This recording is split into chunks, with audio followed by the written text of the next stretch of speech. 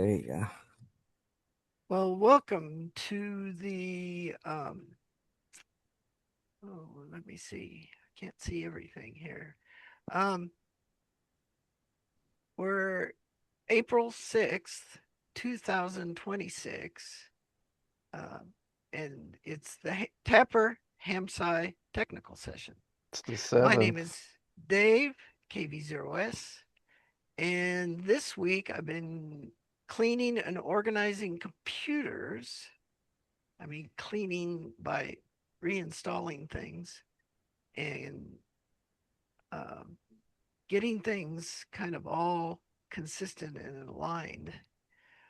Um, Still notice ups and downs as the magnetic storms come and go. So uh, my whisper demon spots very up and down with those, but seem to be plugging in there just fine. So, uh, Dave, sorry to correct you, but it is the seventh. oh, it is UT. the 7th. I'm sorry. Um, and uh, Next on the list is Nathaniel, W2NAF. Go ahead. Thanks, Dave. Um, let's see. The last like 3 weeks of my life have been focused mostly on this NASA proposal. So I got that submitted on Tuesday. So that was all set. And then we very quickly moved into Easter. And so I had a good Easter. I did end up working on Friday on the communication systems class that I'm teaching, revised the lab that we're doing. And this week, I'm go on Saturday morning. I'm going to be speaking at the AMSAT South Africa Technical Symposium virtually, and Virtually. so yeah, I think my talk. I have the keynote, and I'm supposed to talk about why science is so important for driving amateur radio, and so I'm working on that talk right now. And to kind of get ready for that, I went back to the HamSci workshop from 2022 where we had Chen Peng Yang give the keynote address, and he did the whole history of how the ionosphere was discovered. And I think there were some really, really good things in there that I'm probably going to draw on.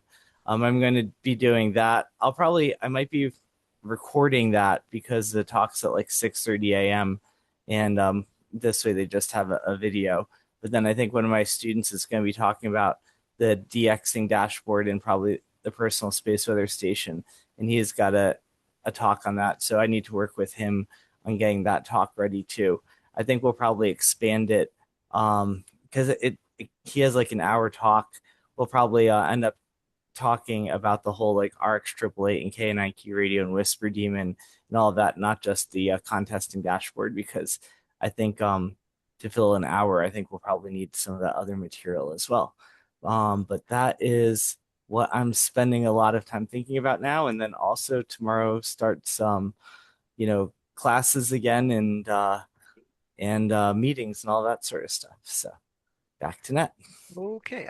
Just as a side, you mentioned that you were uh, speaking to AMSAT.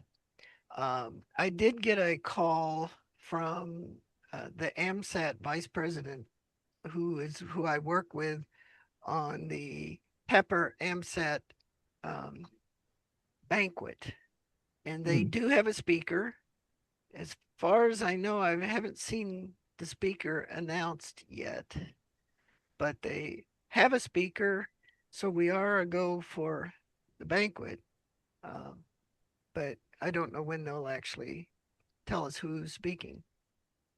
Anyway, next on the list is Dave, KD0EAG. Go ahead, Dave. Um, yes, I'm, excuse me. I have no video today, but I've been staying busy. I'm not sure with what, but playing with toys, I guess mostly, and um, not a lot of it currently directly related to the matters at hand. So not much to go into for you all. I'll be mostly just listening here, and I may have to cut out early because I have a very early doctor's appointment tomorrow. So I will just listen. Okay. Next on the list is David in 1 HAC. Go ahead, David. Good evening, everyone. We've got, well, I have a lot of things going on. I'm working on our ground station, trying to find high power amplifiers, um, but also just trying to improve, along with Montana, actual performance of the system. And yeah, moving along on that, but it's slow going. Just even finding a mast to mount a satellite antenna on that's not going to twist is and is non-conductive, that is an issue. I had a fiberglass mast. It cracked before I got it so that it would stay put. So I'm making do with PVC at the moment. Um, we actually have an interesting event tomorrow at our engineering school, the Thayer School at Dartmouth. We have an engineering open house, and we have our amateur radio club, the Dartmouth Amateur Radio Club, that is, uh, doing a presentation. But I will be presenting about HamSCI as well. Um, And so I was going to ask, in particular, Nathaniel, are there any simple posters or something that I could print out that just kind of gives an idea of HamSci, or Let even me a logo um, that would let me draw think attention? about that. We've got all the posters from the workshop that are on. Yeah, I mean, there are some very simple posters that Gary McKeaton came up with that Uh-huh. yeah, basically just have a logo and stuff. So if you email Gary, he should be able to send that to you. Oh, okay. And I can do yeah, that. okay. And I probably have a copy of it here somewhere. And if I'll look poke around for it while Okay. we're talking. And I think I do have some of the HamSci cards to hand out if I can find where I put them. Uh, but yeah, we're trying to get uh, recognized, shall we Yeah. say. Yeah, here I do have the poster. So I will just check your email, Okay. and it's just very, very simple. But Yep. maybe That's that's what what I'm you looking need. for. Nothing, I'm not going to be able to print anything big, just something that catches the eye and gets people to talking. Got it. Okay. All right, and I think that's about it, except our winter seems to have disappeared for the most part. Uh, Well, so back to net. okay. Next on the list, we have Dave W. Where'd he go? Oh, Dave H. W6OQ. Sorry. It's Uh, okay. W6OQ. Go ahead. Okay. So this week, spending a lot of time tracking the moon mission. It's going well. They're having fun. They're sending great high definition pictures back from inside the cabin through what it turns out to be a laser link that I think they said it can go 260 megabytes down, but only 20 back up to the capsule. So, yeah, fun Oh, times. it must be Xfinity Comcast. Who knows? Uh, are you done, Dave? Yeah, I'm done. Okay. Next on the list is Jonathan KC3EEY. Go ahead. Hi, everybody. Um, this past week and last week, I've been working on what's next with the VLF project. Um, so the plan is to finish up the hardware and document it documented to the point where it could be built, assembled, and installed. And then that will facilitate the beta testing, or at least that's my hope. The two people that were interested in testing it at their locations, they're not on right now, but that's the plan with that. And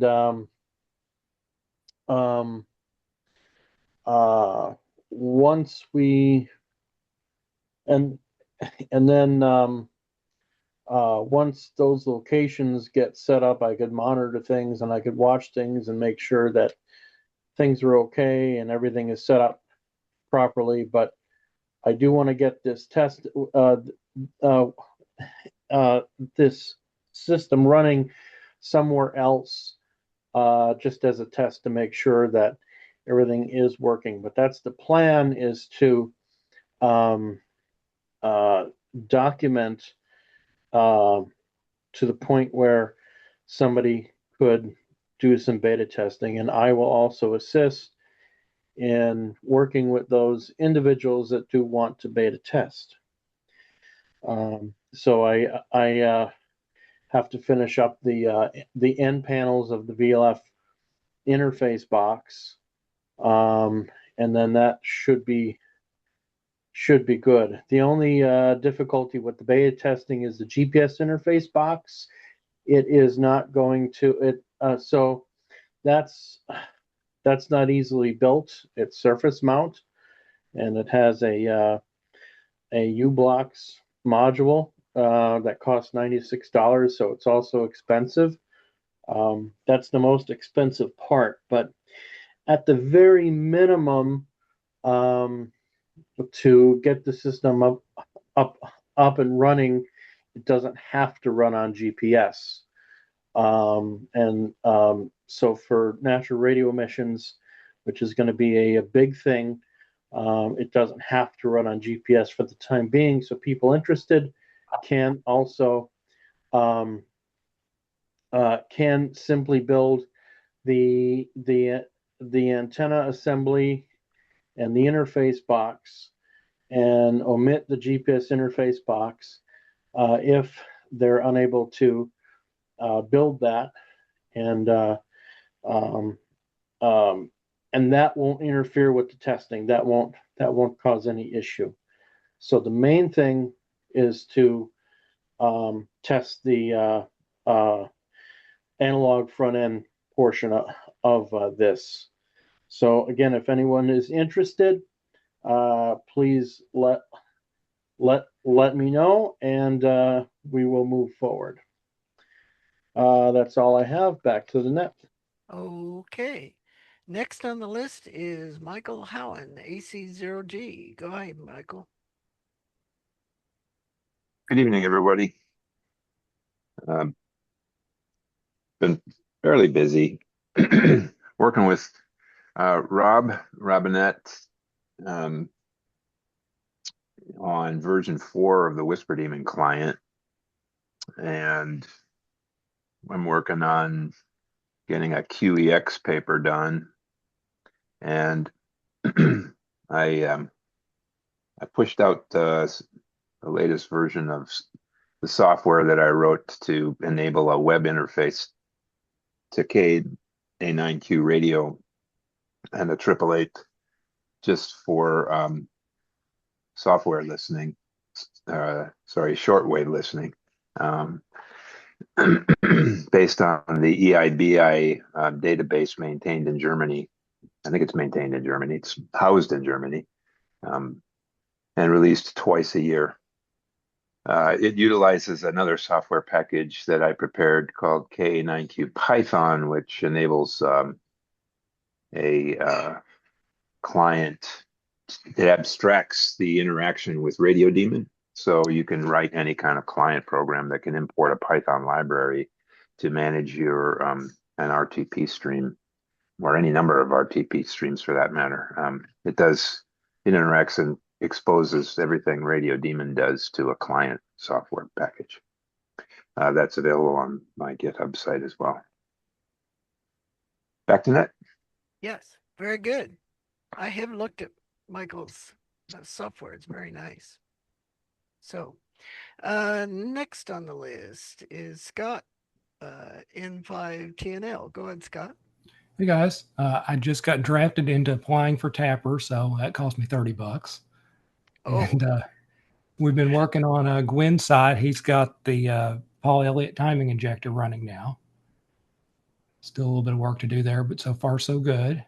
And speaking of the HamSCI workshop papers, I noticed that there are a few typos on the workshop page, and some of the links to the presentations aren't correct. Who's the contact guy I should bug about that? Is it Gary Gary, McKean? yeah, Gary McKeaton. Okay, thank you. Back to net. very good. Next on the list is Tom. Tom, you jumped up the list. Good evening, Dave. I'm still working on the quad receiver. Ran into one little question. Franco Venturi is super helpful. He amazing guy how he can figure stuff out so quick. Pointed me in the right direction, and I took out a block, and I've been making some progress again. So, real helpful. Back to the group. Well, very good. Yes, Franco's a real gem, but he seems to be busy with work a lot. So He's he busy must be with a lot of helpful things there 'cause too. yeah, he's busy with a lot because he's so good at many of them. Yes. Okay. Well, that's it for the list. So we're open for general discussion.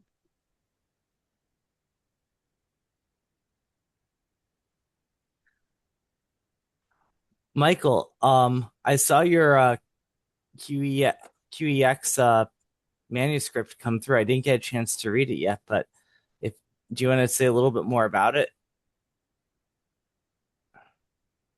Well, after during the workshop, the fellow's name escapes me. I have a card laying around here somewhere, but I guess he's the editor of QEX, and so he and one of his associates encouraged me to submit a paper. So I'd already, on your advice, Nathaniel, been working with Mike Lombardi and Sarah Over and Anna Montari to sort of discuss some things. So I've I've been working on a draft of a paper. In a nutshell, it kind of covers a little bit more. I hope it's better than the presentation at the HamSCI workshop. And in a nutshell, it's covering a software method to recover UTC from the HF time standard stations with a degree of accuracy that puts it kind of in this gap between the HF injection or a local GPS and PPS time standard on your network, and anything you can get from NTP on the internet. So a GPS plus a PPS on a local area network can get you down in the nanosecond range, 100 nanoseconds. HF time injection, like what Paul Elliott is providing, and Scott is working on, and Gwen is working on, gets you really excellent time accuracy. But in the absence of that, the fallback, unless you have your own cesium clock or something, is an NTP server. An NTP, just turning on NTP synchronization on the net. So this fills the gap and provides, just listening to the HF time standards stations, WWV, CHU, WWVH, and BPM accuracy in the 500 millisecond or better range, 500 microsecond or better range, rather. You can add a local VTech service if you've got the equipment. That adds a little cost to it, but this utilizes the hardware we all, or many of us, have: a GPSDO, a 888, and Radio D. This is And then great. that that enables then some more precise scientific measurements. As the quality of your time accuracy improves, the quality of your resolution improves as well. So even people who then, hopefully, even people who don't have or can't afford the more accurate time pieces can run their GPSDO and a 888 and get some decent time accuracy on their local area net in their system. I haven't studied it actually, and I guess it's worth a look, is how accurate it can get even without a GPSDO. So if you just have a 888 and the software, and you hope the VFO in your 888, it's not a terrible VFO from what I understand. Will what kind of accuracy you can get with that. So I might try that as another order of experimentation to see how that works. So that's basically what it's about. It's recovering UTC from the HF time signals that we're all listening to an accuracy of about half a millisecond, maybe a little bit better, and then I added one physics measurement that you can do pretty well with that, which is the differential total electron count rate change. You can't get absolute total electron count measurements because for some reasons it gets buried in the noise, but the rate of change of total electron count does enable you to measure. It does enable measurements of that sort. So from any particular location, you can get 3 and possibly 4 BPM out of China is a little bit iffy, but you can at least get 3 kind of passive ionosonde lateral views of the propagation path between the broadcast stations and your receive station. If we multiply that over a bunch of installed stations, we can start to get mapping of TEC. This is really great. To go along with the absolute TEC measurements that ionosondes can do, of course. So that's what it's about. Yeah, this is wonderful. I'm looking at now and printing it out, so I will make sure I give it a read. Seems like a good solution for between the scientists and the hams. Yeah. I like it because it's a little bit ridiculous that we've got GPSDOs on all these 888s, but our local time is crap. You're relying on the internet, and if your Wi-Fi, NTP is not all that great. So this is, really exciting to be able to actually have accurate local time without having a, full-on pulse per second NTP server local reference clock. Most of the sites, and I assume all the DAISY sites, are going to have a GPSDO, so this is all just software, no additional hardware cost. And to me, that's this is really, really nice. This is fantastic. The most recent version of QDX came out recently. I'm not sure they publish every couple months, I guess. So I'm not sure what their turnaround time is. If they like the article, then it might end up in May or June edition.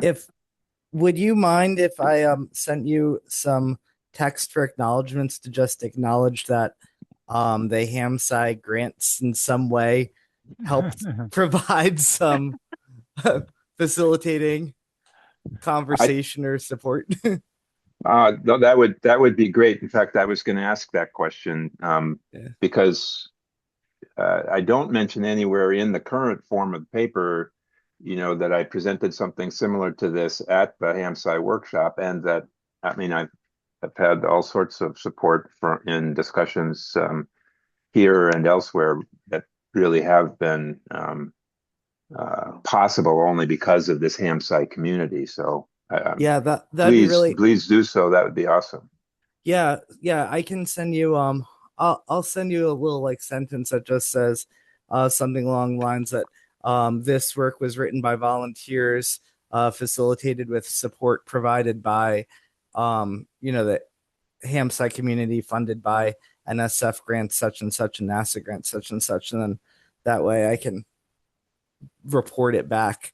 And if you did get any substantial help from your like Sarah Over or Anna Monteri and stuff that you think they either merit co-authorship or acknowledgement, I definitely encourage you to put that in too, because that will, especially for the younger academics, that will definitely help them out. So Be happy to. yeah, yeah. That's really nice. I'm glad to see this is really coming together. Coming together in print, and I'm glad that group, because they were we just kind of put them together. But I'm really glad that's working out. And it's cool that you're getting the differential TEC as well, because that's that's a quantity we use to look at like traveling atmospheric disturbances and things like that. So getting that measurement out is really neat.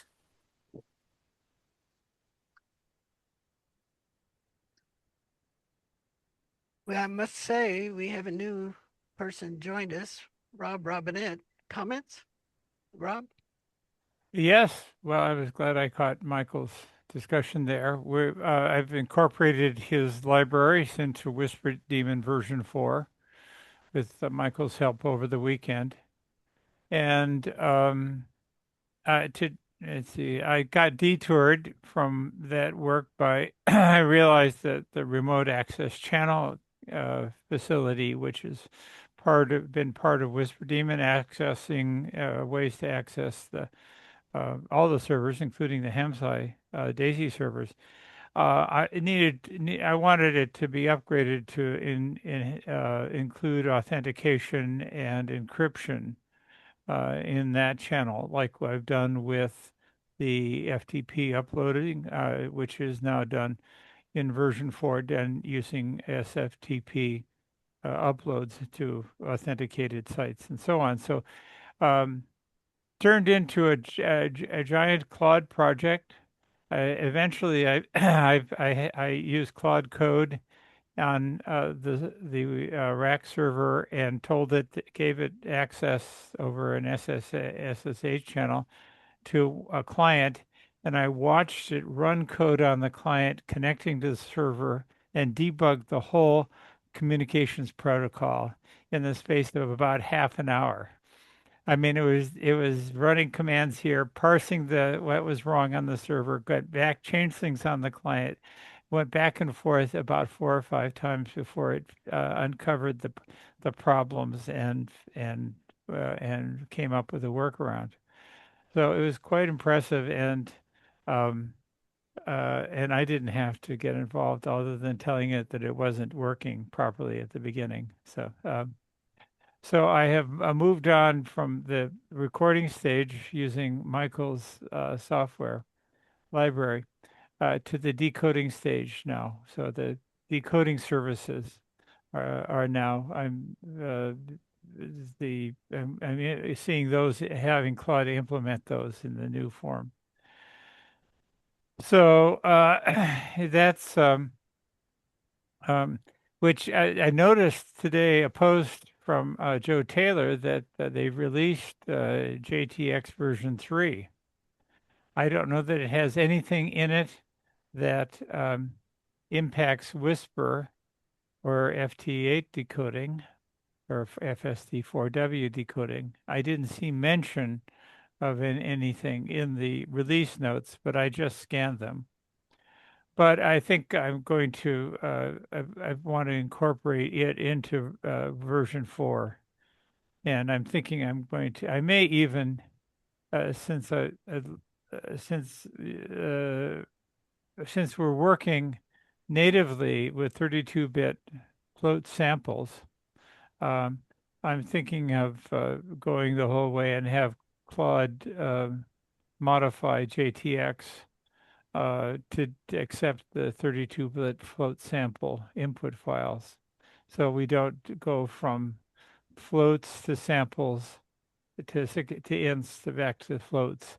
I don't think there's much, if anything, lost in the translation, but the fewer perturbations there are of the data, it seems to me, the better. And if I'm going to do that, I might actually have Claude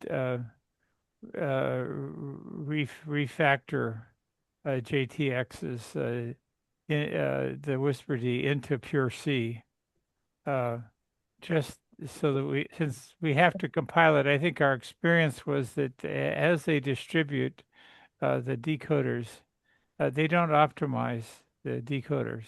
It doesn't make a big difference if you're only decoding one band. But at Tom Paratori's WA2TP, he's decoding 121 bands, receiver plus bands, simultaneously on every cycle.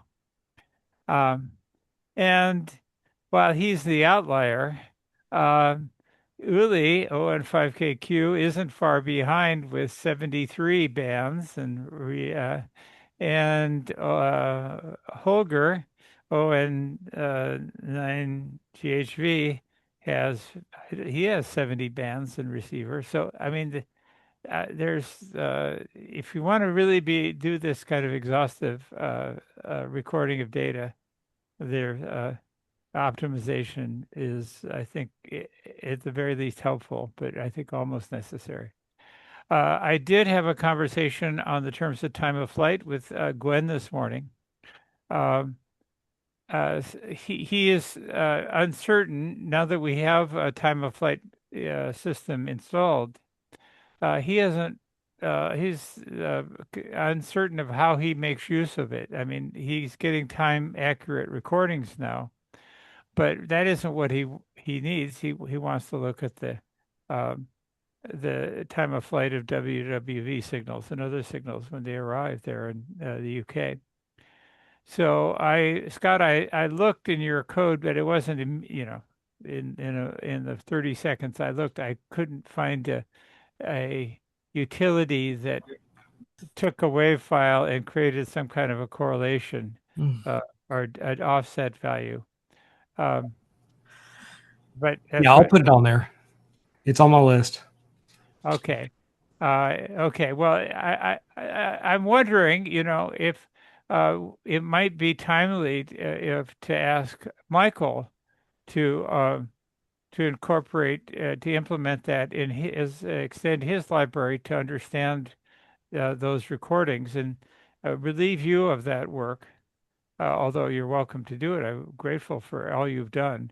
But I'm either going to have to switch between modes and record things like WWV using your WD recorder, and use um, Michael's to record Python's to record the whisper bands, or perhaps he could implement what you've done, and I could just use him everywhere, and you wouldn't be burdened with that work. But I'm kind of so that's a question for the two of you, Michael and Scott. Uh, how could someone like Gwen? How could we help him most quickly, and what's the right strategy long term for incorporating this facility? I myself figure, and from talking with him, the understanding is that there's some kind of a template in case of WWV template wave file where it's like a sine wave, and it's correlated against the off-air recordings, um, and the WWV is the primary target for us. But if we wanted to do something like a Heisel's pseudo-random noise as the stimulus waveform, then that would be a different waveform. So is this something we could generalize so that we could not just use the time of flight for WWV, but for any known time accurate and time and well and defined format modulation receive stream? that was that garbled enough question for the two of you? Oh, I understand what you're getting at. Okay. What would you think is best, Scott? You're our Well, the quickest solution that possibly can happen tonight is to bring Gwen up to date with the time of flight is done at KPH and KD7EFG, okay. which is correlate the recorded signals against the top of the minute beep expected from CHU and WWV. Okay. And how does that data come out for where would he see the results? There are two places. It's got your current top of the minute beep that is in that log file Mm-hmm. in the shared memory segment inside the WWV subdirectory. You remember the file that I'm discussing? I can't remember what it's called, top of minute log or something like that. And I haven't looked. So it's the original location where we had the top of minute offsets before we had the time sync. And as an experiment, I also had a SQLite database file created with rows for each measurement. So you would have the frequency, and I think it had plus or minus 2 correlation points off of the peak. So it does not have the full 30 milliseconds of correlation data. Yeah. And that was more of an experiment for me so that I could see if the upsampling and interpolation was working. Yeah. But those files have been used by Gwen, so he is familiar with that. Yes, those were useful to him. He wasn't aware of, he was only aware of those at Clint's, not aware of those at KPH. And well, KPH wasn't online when he did his presentation for the HamSCI workshop and needed the data from Clint's site. Yeah. So, that came later. Now, I believe it's KD7EFG is also running a full 1 minute cross correlation against both WWV and WWVH.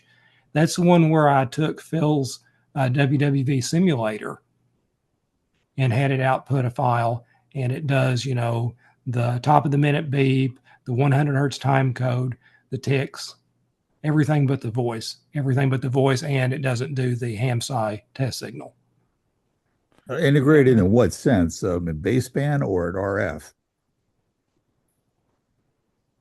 I mean, if you try to do it at baseband, over at RF, I mean, you need to have a carrier that is stable for an entire minute, which is not going to happen unless you're right next door. Well, the output of WWV sim is basically AM, right? That's right. And so I take the IQ file and AM demodulate it. Okay, so you're doing it at baseband. All right.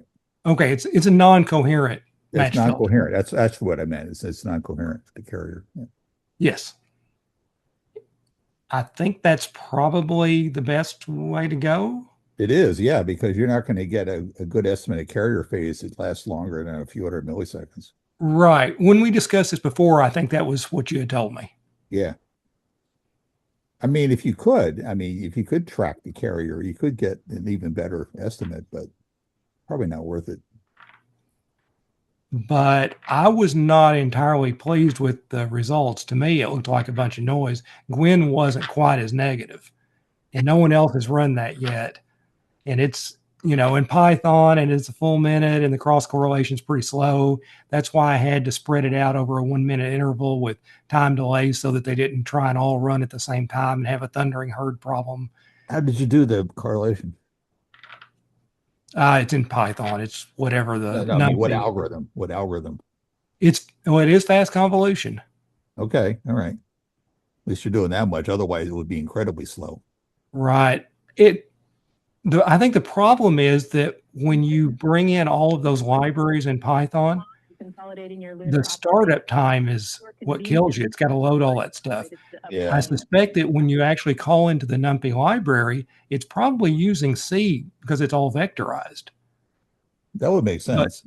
But you might spend 3/4 of a second just on startup for a null program with all those libraries loaded.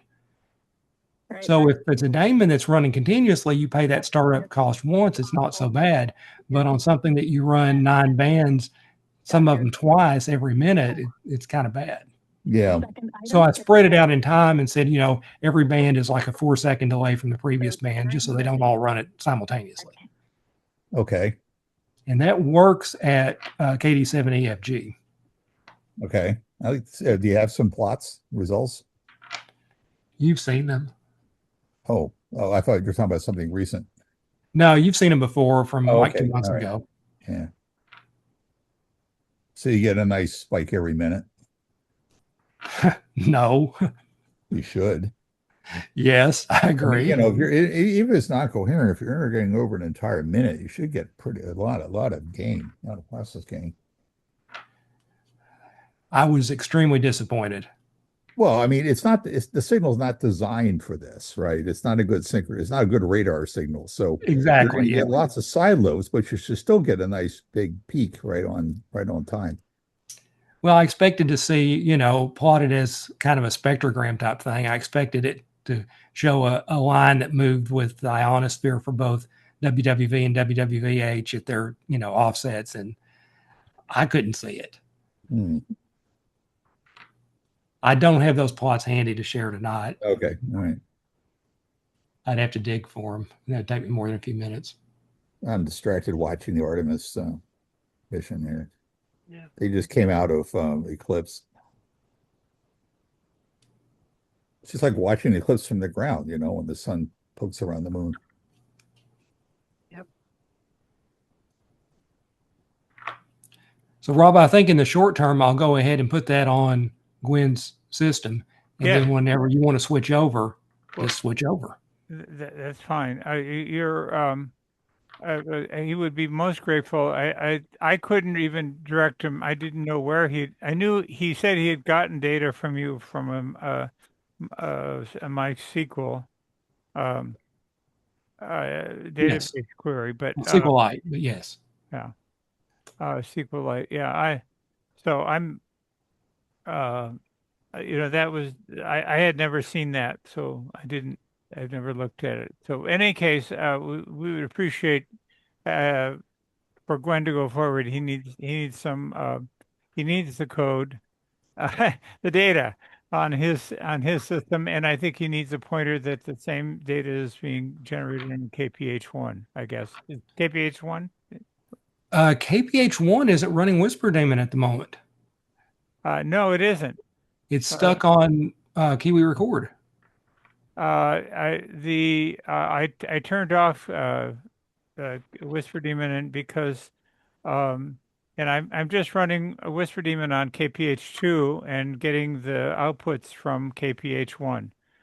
The ARX after the ARX 888 died on KPH2, I said I'll dedicate it to KPH2 to Whisper Daemon, and leave KPH1 to just be to have Phil's code, and all the HFDL and all the other stuff that he does is being done on KPH1. Oh, that's backwards. I thought it was the other way around. Yeah, it used to be the other way around until the 888 died on KPH. Okay, so I need to not touch KPH1. You can do what you want to it if you want to add stuff to it.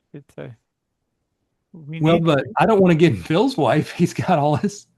I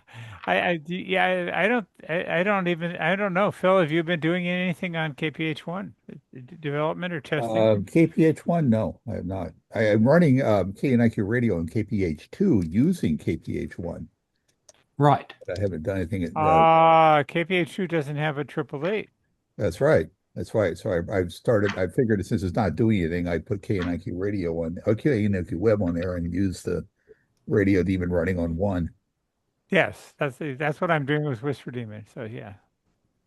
Okay. Yeah, Well, is it okay if I back up a couple of commits on Whisper Daemon until I find one that works? Yeah. Why wouldn't there's I think Whisper Daemon it should be disabled on KPH1. It should be only Radio D and FT4, FT8. Phil's stuff is all that's running there. It's configured with TTL equals 1 so that, the data goes out. Well, it broke recently, and when you try and start Whisper Daemon, it says something about Kiwi Recorder has got the wrong command line arguments. Don't try to start Whisper Daemon on KPH1. Just do a system control start radio D. Okay. I mean, if you want me to, I'll go fix it so you can start it from you can start KPA Radio D from Whisper Daemon, but there's no channels being recorded there. It's just Radio D and other Radio D client services are all that's running on KPH1. So you could you could do your own recordings and over there, I guess. I don't, I view it as a place for us to experiment, not where you need to depend upon it being a production environment. Okay, I understand. Just let me know if you make any changes. But it's still running version 3. I'm trying to do as little as I can with version 3 because I'm well into version 4 now, and I will convert it over. So, Rob, how long do you think you have left to work on version 4 before you're going to start trying it? I think I'm hoping that I'll be an alpha test maybe at the end of this week. Oh, very good. Yeah, I mean, I've got the recordings stuff, infrastructure running, making WAV files. Good. And it's using Michael's library, so his stuff does the grape uploading. Um, and the remote access channel service is running, and all the FT4 and let's see, yes, and I'm doing FT4 and 8. I'm trying to generalize so that if there's so that this will support multiple triple eights, both in any mixture of local and remote.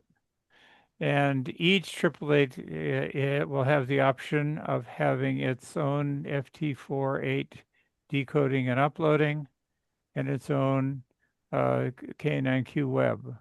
And that can be either local on the master server, or the FT8 and 4 decoding and web uploading and server can be on the in remote machines.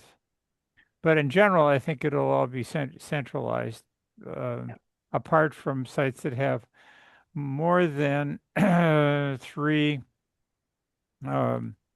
triple eights attached to the host computer. I mean, that's maybe this is maybe the high end Intels or AMDs can support more than 3 local triple eights, but that seems to be about the limit for the B-Link for the DAISY systems, the one we're using. So that sounds good. I'm hoping I'm addressing all the problems. It's a massive re-architecture. It's those things that I've wanted to do, and Phil in particular has wanted me to do for years. I'm all of the triple eights have no channel preloaded channel configurations. It's all done on demand by the clients. Oh, that reminds me, if we're going to be moving to dynamic channel assignment, should I put in a feature to allow you to set a timeout timer in case you go away and don't turn the channel down off? The library I wrote should, there may be edge cases which it doesn't account for, but ordinarily should detect when the client no longer wants a channel, and it will set it to 0. the frequency. And so, as I understand it, radio D polls periodically, and anything that's set to zero, it erases. Well, yes, that's right. But I mean, it still requires an explicit step of setting it to Yes. zero. I mean, if you just die, if you seg fault or something and go away, then it's going to be lingering. Then So, there'll be a persistent channel there. Quite yeah. right. I mean, I can very And easily change this and make it a user configurable thing through the protocol to set a timeout timer, and you just keep resetting it every so often, regardless of the frequency. I mean, that tuning to zero was just a hack. I mean, it doesn't have to be that way. yeah, if there was some kind of timeout or a heartbeat or something like that, that a client, that a library could sync with, and then if it disappeared, Radio D disposed of the thing. If the client comes back to life, it can just Yeah, I re-request the can do channel. that.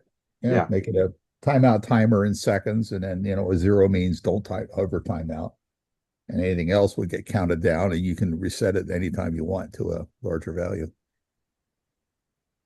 All right, I'll do right. that. I'll do that. Once you implement that, just like let me know, and I'll reconfigure the K9Q Python library to account for it. Okay. It's just a hack I came up with one night when I wanted to make sure that the channels would go away eventually. Yeah, and I've been, with all the experimenting I've been doing with dynamic channel creation, you can probably imagine I can end up That's why generating whole channels. heaps of different channels. I'm sure you And can. Yeah. you have to restart Radio D to get rid of them all. But Right. the Radio daemon config file has no channel definitions. We do it dynamically, but then I have to just anticipate in the client the situations when, okay, I don't want to listen to this anymore. Send Radio D, reset the frequency to zero, so Radio D disposes of that Yeah. channel. So Yeah. that's the way Fail-safe it's. timer seems, well, the timer like what I'm proposing is more fail-safe, belt and suspenders. Um, Sure. Easy And enough to do. then I'll readjust the library to account for that. Yeah. Okay.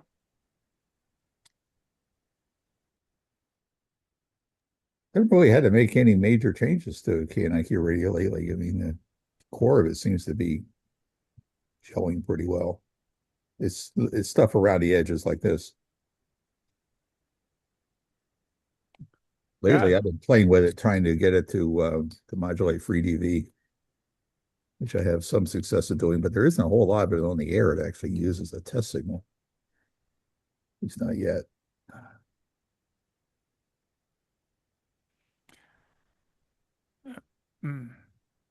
Well,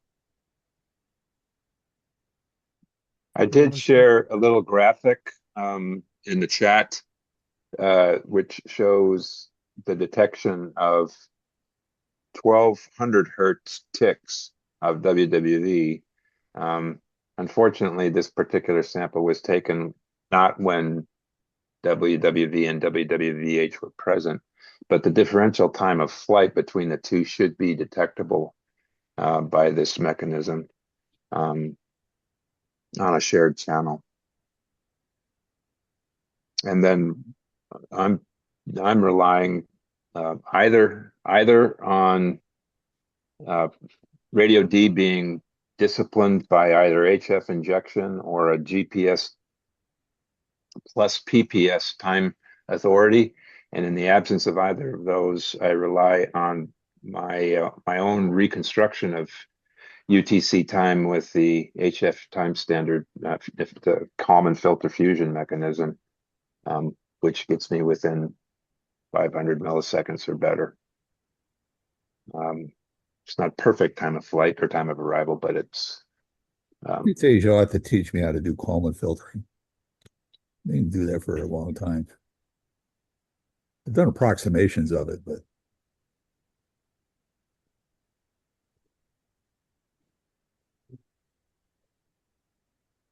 I know it simplifies a lot of special cases, like a PLL is a Kalman filter if it's just tracking a sinusoid and noise and thermal noise. But I'm not sure if is that what you had in mind, Rob, when you were talking about a generalized solution to time of flight? I mean, if you've got the upfront time accuracy on the machine, whether it's the HF injection from Paul's equipment or PPS plus GPS locally right into the machine. You can't do better than that, really. Um, I'm uh, no, what I'm discussing is when you now that you have wave files that are start on tick time 0, now you're looking for the a modulated signal to come in. Where is that modulated signal? This is not on the WWV channel. This is on um, some other channel. Okay, some uh, some modulated signal. So how do so in you a whisper file, for instance, or yeah, are you talking about whisper one yeah that you whisper know is time accurate? you want to start with you always want to start with a calculating, knowing that the wave file is time accurate. You're going to assume that, okay, and of course we want to include our knowledge of how accurate the wave file's start time is, but let's assume it's perfectly accurate. Then you want to look for the this is not for the 1 kilohertz or the tick tones you're looking for. This is looking at other channels. I mean, I envision Heisel's pseudo-random noise channel. Okay, if you have a pseudo-random noise, you're searching for what's the best correlation for that, or how many different correlations can you find, and what's the correlation value obtained at every offset in your recording. And that gives you a way of looking at not just the shortest path, but potentially look at it multipath and find multiple correlations. I believe that's what Gwen is looking eventually to do, is to correlate with, um, obtain the time of flight of all multiple Of paths. all of them, right? Yeah, When and there's multiple paths, exactly. yeah. But So he's been doing that previously using the Doppler shift data, but this would be a direct measurement, and of course something he could correlate with the Doppler shift derived estimates of the path. So the right now we're coming, as I understand it, coming up with one number, right? Scott generates one number for the time of flight for WWV to Clint, but there are actually multiple paths between WWV and Clint. So he'd like to know the time of flight of the others. He's inferring those other from the Doppler shifts that he observed in the spectrogram. You can see, what look like side bands. Okay, but they're in fact Doppler shifts introduced in other paths. So he's inferring the other paths from the different uh, uh, signals obtained at the same time, right, from the same carrier, where there's a different Doppler shift, and that difference is due to the different paths and the fact that each path has its own is shifted differently by the ionospheric refraction mechanisms along that path. So, well, so we have to be clear and make sure we distinguish the shift in frequency from the shift in time. The longer path length is going to arrive later. yes, Uh, that's the Um, whole. there may not be a Doppler shift though. That's the advantage of So, looking at time of flight. Is right now he's the only way he can differentiate between paths is from Doppler shift. But if he had different correlation peaks, he could say, wait a second, there's a major peak here at 5 milliseconds, but I find a correlation, but it's weaker at 7 milliseconds offset. So there's a path that takes 7 milliseconds. right. It's much lower in amplitude, maybe 20 dB lower, but it's present. I believe that's what Gwen is trying to achieve. And that's going to be way easier on a CHU frequency, for instance, when you don't have to worry about there possibly being confounders, right? Yes. Um, So you know what the frequency is. Sorry, you know what the origination is, and the several arriving signals at different uh, times are going to tell you something about what the length of the path is that it took to get there. Yeah. Um, the trouble with doing it on the shared frequencies is that you don't know whether it's a path coming from WWV or WWVH or BPM. And Yeah. the only you can differentiate BPM because I think the length of the ticks are different. So the timing ticks, but not between WWV and WWVH, except the frequencies are different between WWV and WWVH. So that is a useful discriminator on the second ticks. So Yeah. um, but What's not the the same? carrier, not the carrier. Yeah, the second tick amplitudes are obviously much lower than the carrier, right? I mean, I don't know what is the amplitude of the 1 kilohertz sideband relative to the carrier. I would, I'm gonna Oh, it's 20. a lot lower, It must be 20 the dB overall or power. less. Yeah. Yeah. So Well, it so wouldn't be that much lower, but it being that it's a sideband, if it's 100% modulation, it's at 1/4 power of the carrier, or each well, sideband is 1/4 of the power. yeah. Well, there's two sidebands, Right. so and potentially you could use both correlate against both of them individually. But in any case, I'm not the best person to talk to this, but it's 3 in the morning in the UK, so I'm trying to be. Uh, It's the perfect time uh, to talk about it, right, Phil? yeah, I'm trying to be Gwen's avatar, but I'm expressing my understanding of what he wants or what he's looking for. Uh, but I'm trying to also generalize this to don't think about matching. This is a technique so much for matching against the WWV ticks. Look for how could it be extended to find time of flight on other signals that we generate, or other signals of opportunity. I don't. There may be others that have different characteristics, the super darns or something. I don't know. Yeah. But Yeah, or Kodar. yes, or Kodar. Rob, now from what you guys were talking about and how it works is that there are wave files that have start times like on the second, right? That's I'm still trying to understand what you guys have right now, and that's what you're talking about. That those wave files that are generated start on the second. They said they start on the microsecond. They start at microsecond zero. If we're using the time injection signal, that's what I think.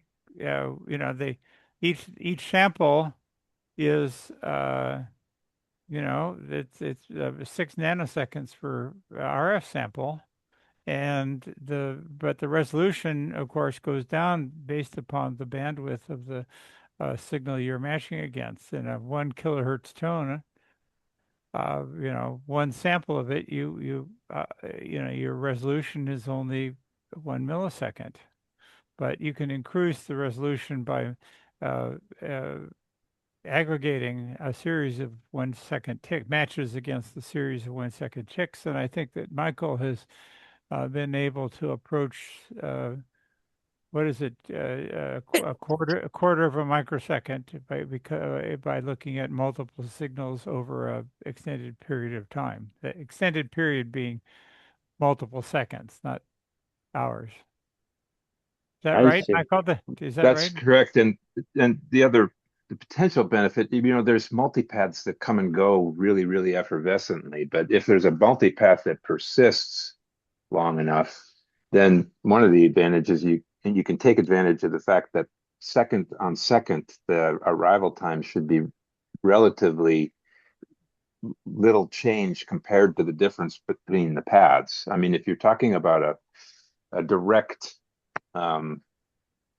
minimal hop path versus one that is a side scatter way off one of the margins like Gwyn was talking about, that might be 10 or 15 microseconds delayed in that really long path a deviation. But second to second, it should be consistent for the duration that that path exists. And so you can take advantage of that that temporal durability, at least in the short term, to identify the consistency of a particular path and identify where it might be coming from, correlating it with what some of the things that Gwyn was talking about, which was the known places where it's likely that that signal bounced off of to get to the receiver at that time. And where it corresponds with the ionospheric modeling that goes along with it. So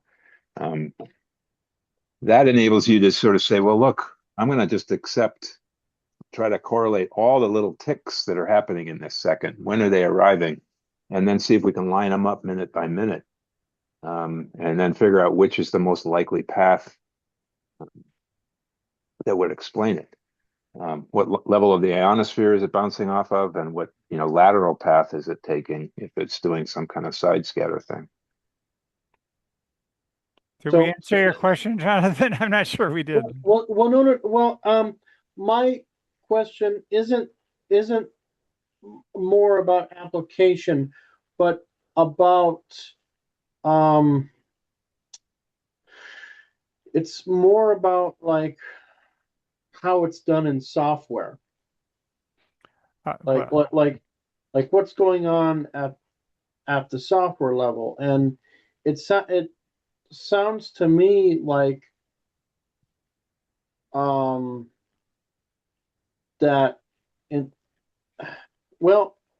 so it just seems kind of a rudimentary way, at least for now, as compared to having some sort of a data container with metadata containing timing information for each sample. You know what I mean? Yeah, and so the way my library works is that the raw data file is stored. It's timed as the local timing authority allows. So that may be a very good timing authority, like HF time injection. It may be a slightly less accurate time authority, like local GPS PPS. It may be the Kalman filter reconstruction that my software defines, or it could be just NTP time.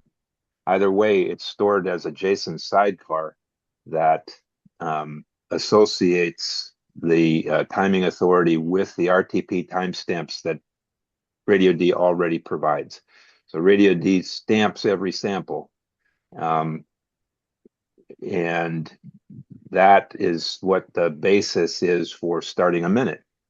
And you do the best you can with the timing authority that you've got, but you label it in the metadata as you put it associated with the sampling. So you know precisely what sort of timing authority you're using. Are you using HF time injection, or are you using at one extreme of accuracy, and at the other extreme, you're using a wall clock, whatever that happens to be. And then in between, you've got these other levels of accuracy. So you're using JSON? That's where he's storing the information about the WAV file. That's the WAV file itself is a WAV file. So, Michael, your mic was muted. I beg your pardon. Yes, JSON is just the sidecar data storage or metadata formatting that's associated with the raw data coming out of the RTP stream. Okay, so there's so you take the RTP stream containing the RTP timestamps, and then what you And do the is, IQ data. huh? The RTP, there's the RTP timestamps and the IQ data of the actual ADC sampling in the reverse FFT for that channel.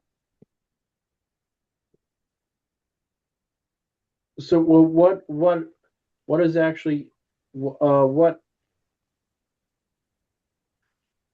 is actually stored in the IQ data in terms of timing? Then what? I'm missing that. No, there's side by side information. What comes in the RTP stream from Radio D is both the IQ sample per sample and the and RTP timestamps. So those. Here's an example right here on my developed machine. Here's a 1 minute long WAV file recording and the associated uh, uh, JSON that describes it. And here's what's in the JSON file describing that 1 minute long WAV file. So this is created by Michael's code. So I mean, it to some extent repeats. It tells you what the frequency it was, um, a band, the sample rate, the number of samples, which are in our case always exactly the same, the sample format, okay, the wall clock start time, okay, and then there's information about where the timing came from. In this case, I don't have an antenna attached, so it's using NTP. So it's a grade C. It's not very good with some 15 milliseconds of uncertainty. Um, and so there's all this information that describes the timing of that 1 minute long recording. And, my next task here is to put up an antenna outdoors so that this receiver gets some RF and gets some signals from WWV. At which point, I'd hope Michael's code would, in future recordings, the JSON associated with it, would be telling me it gets it from, his time sync library, and from the WWV signals themselves. So these wave files are the demodulated output of the slice receivers. Yes, the demodulated output of K9Q, a channel from K9Q. So radio, and if I had a time sync injector box, one of Paul's boxes, and we're using a Scott's recorder, then the uncertainty would be about 1 microsecond or better, and orders of magnitude better than this. More like nanoseconds. I think. I think it's well, I don't know. It's a function of the bandwidth of the BPSK signal that's being processed. What could, how good a resolution can we expect, Scott, from the time injection signal? I think that's still up in the air. Yeah. Yeah. Well, I mean, we should. You're doing this work, but you do have a WWV receive site as a test site, Yes. and No, you probably want to put a little bit of filtering on the BPSK injector just so you don't have clicks spreading across the whole band. oh well, the BPSK injector is up at 82 megahertz, so it's not. Well, I mean, it could still happen. There's some filtering. You talk to Paul. I mean, Paul and Scott have figured this out. So. Oh, Paul did that. I had nothing to do with the filtering. Okay. But Rob, by the way, I don't know if you saw in the chat, I can't access anything on WireGuard at the moment. Do you know anything? Oh, I hope not. I hope that I haven't messed things up. I added up. Wait, see your WireGuard. No, that shouldn't. Can you not log in at all? I can't reach Utah, WWE2, Gwen, or KPH1, but I can ping the WireGuard 10 address. So I've bounced WireGuard a couple of times. Okay, I will look at that aside. I've been in this remote access upgrade. I added a new remote access service on a different port, and I hoping that didn't perturb any of the current clients, but maybe it has. I'll look at it, Scott. Thank you. I thought you were talking about my WireGuard tunnels. They're working fine. I just logged into KPH2. How I did don't you have get one there, in Phil? KPH1. What? How did you get there? SSH to kph2.ke9q.net, port 4159. Oh, you didn't use the Okay. 10.111.220.1. No, I'm using 44net. Okay, that's what I was getting at. Yeah.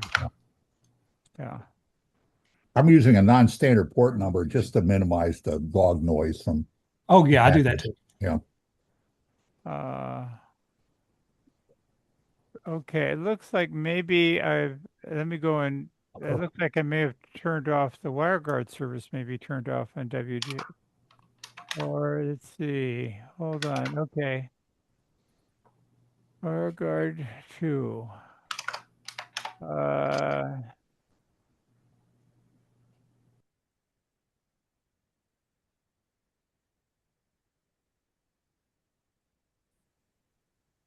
So now, now there isn't like an actual way to take a like a way in the software that you guys have right now that instead of demodulating, running it through the demodulator, take just the IQ stream and the RTP timestamps from the slice receiver and then processing that as say adding some sort of external timing metadata to an IQ stream rather than running it through the demodulator. Those wave files, I mean, some of them are upper sideband, others are IQ. The WWV channels are IQ recordings. So the first sample of those IQ wave files is second 0, microsecond 0. Oh, no. I mean not running through a demodulator, just the raw IQ. Well, my record program puts that in the metadata. Well, Jonathan, you realize that the sample rate at 129.6, that's a really fast pipe of IQ data. Right. I understand that. Okay. I don't know. Phil, have you ever done that? Well, Full rate IQ output? I mean, it doesn't really matter whether, as long as you know what the scaling is, the down converter is always a rational ratio, rational fraction times the input sample rate. Because, so let's say that if I were to use this for VLF, I'm not interested in demodulating anything. You know what I mean? Yeah. Okay. And I would be. But you also don't want the full 64 megahertz bandwidth, right? No, just the bandwidth of that particular. All you want is to know what is the time of the first sample in the file. Well, right? of like every count sample, from there. but Yeah, well, you every only need to know the sample. first one. Then you can count from there. Yeah. So Okay, so so because um because then if this were to be used for VLF, um, what I would want at least is I would want the IQ stream and then some sort of metadata, um, either embedded in the IQ stream in some format or externally, like in JSON, that for that particular sample, I have a timestamp. okay. I But mean, I don't I put know. that in external attributes on the file. When I record to a file, you can extract it from that. If you prefer JSON files, you can translate it. But the way that the software is right now, like I could configure it to um, uh, take a slice receiver output, which includes the IQ data and the RTP timestamp, and Well, but wait a minute. Are you processing? Well, what are you processing? The RTP stream directly? Is anybody doing that? I thought I was the only one parsing those things. well, see, I thought that that's what we would want to do. Well, yeah, but Um, I also provide PCM record. Scott does WD record, which is similar.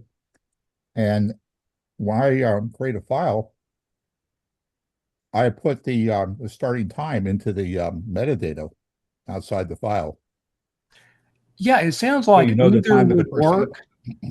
It sounds like it's that classic discussion of do you want to stream or post process? You know, WD like, record, PCM record, it would give you X minute files and then you do something with them.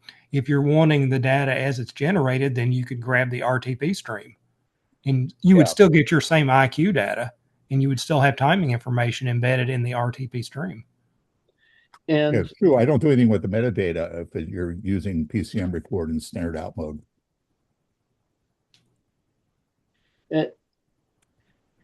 and so PCM record has the option right now to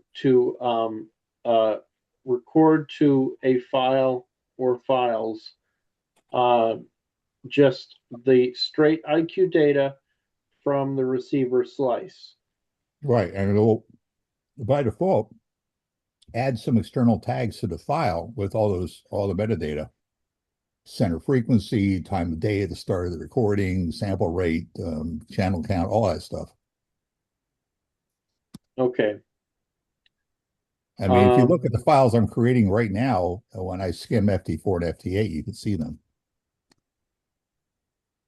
And I can go read off all those things if you want. Well, I was just kind of curious as to what it generates, because like the way that I would think of it is if I wanted to do some sort of post processing but on live data, I would connect to the multicast source, and then I would parse that into my program. Yeah. That's how I would do it. But in this case, what's happening with Michael's software and Whisper Daemon is that those slice receivers are being run through a demodulator, and the demodulated output is saved as a WAV file, and that WAV file has this JSON associated metadata, with the timing information and other stuff. Yeah. No, I don't. I think you misunderstand, Jonathan. There's no Okay. the Radio D, Phil's library, you can configure it to output streams in any format. You can demodulate them. I mean, they're going to, they're you start with raw samples. He takes a sample stream, and he generates output streams, and they can be IQ, a series of IQ samples, or they can be upper sideband, lower sideband, AM, FM. They're various demodulators, but he offers an IQ as one offset, which I think is what you want. Is you just specify that you want the IQ, but it's an IQ demodulator because it's a transformation of a series of 129 megasamples per second. But I think Right. I think But it's you want to convert that back to real time, right? That's the thing. Yeah. Okay. Well, all right. Well, here's I just extracted a list of all the tags that I write into my as metadata when I write a file. The encoding format, the sample rate, the SSRC, the preset if there is one, the IP address of the source that generated it, the number of channels, the center frequency. Let's see. Oh, the multicast group it was sent to, a description string that comes from the antenna, and the Unix start time of the file, the first sample. Right. All that stuff's there if we want it. And actually, I just dropped that in the chat as well. Oh, okay. Okay. Oh, it looks like you put, this is yours. It looks like you put a few more things in that I don't. Yeah, some of that's just debugging info, Yeah. Oh, speaking of RTP streams, I can think of one program that does use RTP stream directly from you. GNU Radio Companion. And VLC and a bunch of other internet tools. And that's why I used RTP. I see. So Jonathan, you could use GNU Radio to play around if you wanted to try it out. Right. Yeah. And was that did Franco, was he the one that developed that plugin for? That's my understanding. Okay, I see. Okay. Or out of tree module, I think is the term of art. Yeah, I talked to was it Maitland Bottoms, the guy who manages the radio distributions. I asked him in Newington whether he would consider putting that in tree, that a lot of people would like it. My recollection from when I played with it last, it doesn't support float, and I don't think it's aware of the multiple streams with the status info and all that. So it probably needs to be updated. Right. Well, just don't feed it float.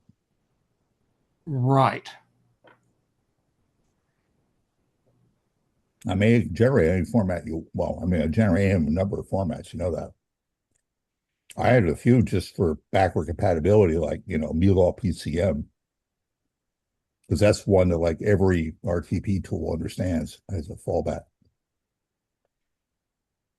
But I can do float, 16-bit integer, 16-bit float, opus encode, opus frames, whatever you want. Big Indian, little Indian. I probably can do either way. I have them at both. In fact, I'm actually using the float output for something other than Whisper Daemon.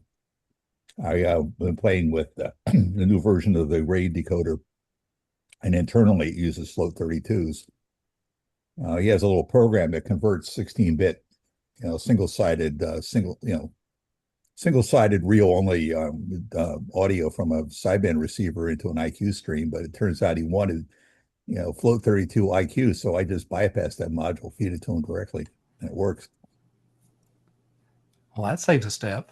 Yeah, it saves a step and some delay. I think that's the same thing. That's the same thing the Whisper decoder does. Anytime you're going to create an analytic signal, that you got to do a Hilbert transform. Hilbert transform means adding delay as well as processing. But it's mainly the delay. You just don't want gratuitous sources of delay piling up. And since receivers are going SDR anyway, there's really no reason to standardize on a single sideband output. Just give it IQ, which is what the receivers naturally produce anyway. Certainly mine does. I see. There's a debate right now going on in the one of the free DV chats about the frequency conventions for free DV. I argue that it's much more like FM than it is like sideband, and we should start talking about center frequencies instead of carrier frequencies that have no meaning. But that's probably a argument that'll go on for a while.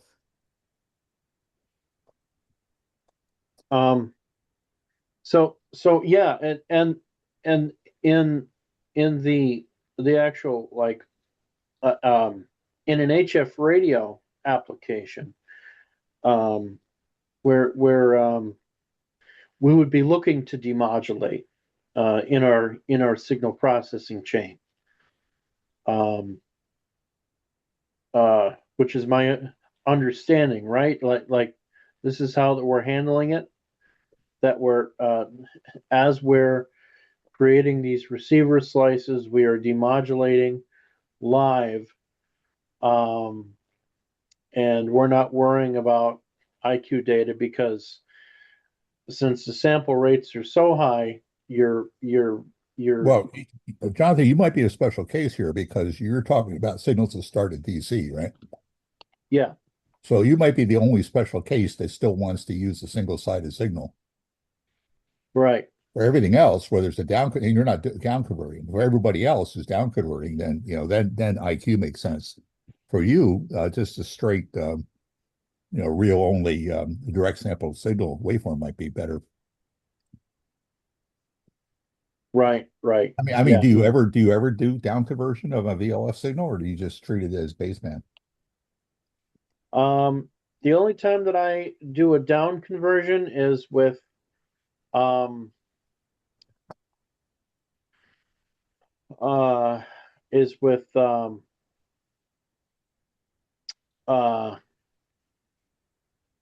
SAQ. Is that so you can like listen to a whistler or something? No. If I usually I inject a local oscillator, um, and then I down convert the carrier to something around 400 hertz. Okay. So that's the only time that I would Well, why, actually. why are you doing that? I mean, is it so you can listen to it, or is it necessary for whatever processing you're going to do next?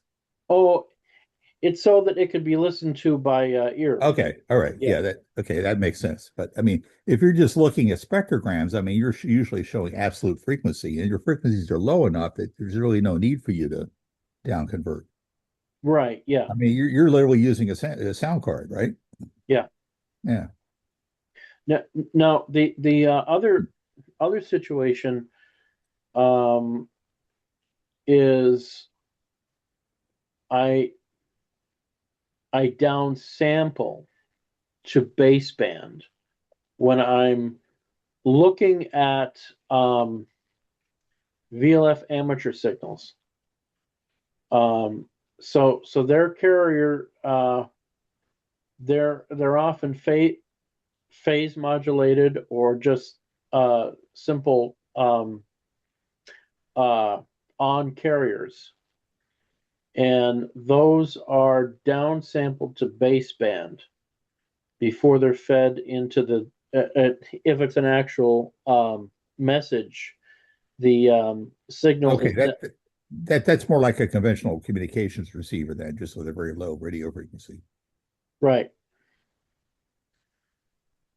So, I mean, you can still do that because it would probably save you bits, right? I mean, if I don't know what carrier frequencies are being used, assuming the bandwidth is much narrower than that, you could reduce your bandwidth by down converting and downsampling, as it sounds like you're doing. 8.2 kilohertz. Okay, and I'm sure your symbol rates are a lot lower than that. Yeah. Yeah. So by downsampling, you can convert to a very low sample rate. Right. Yep. And that's always a good thing in any communication. So you get the sample rate down as quickly as possible. Mm-hmm. Yep. Oftentimes, the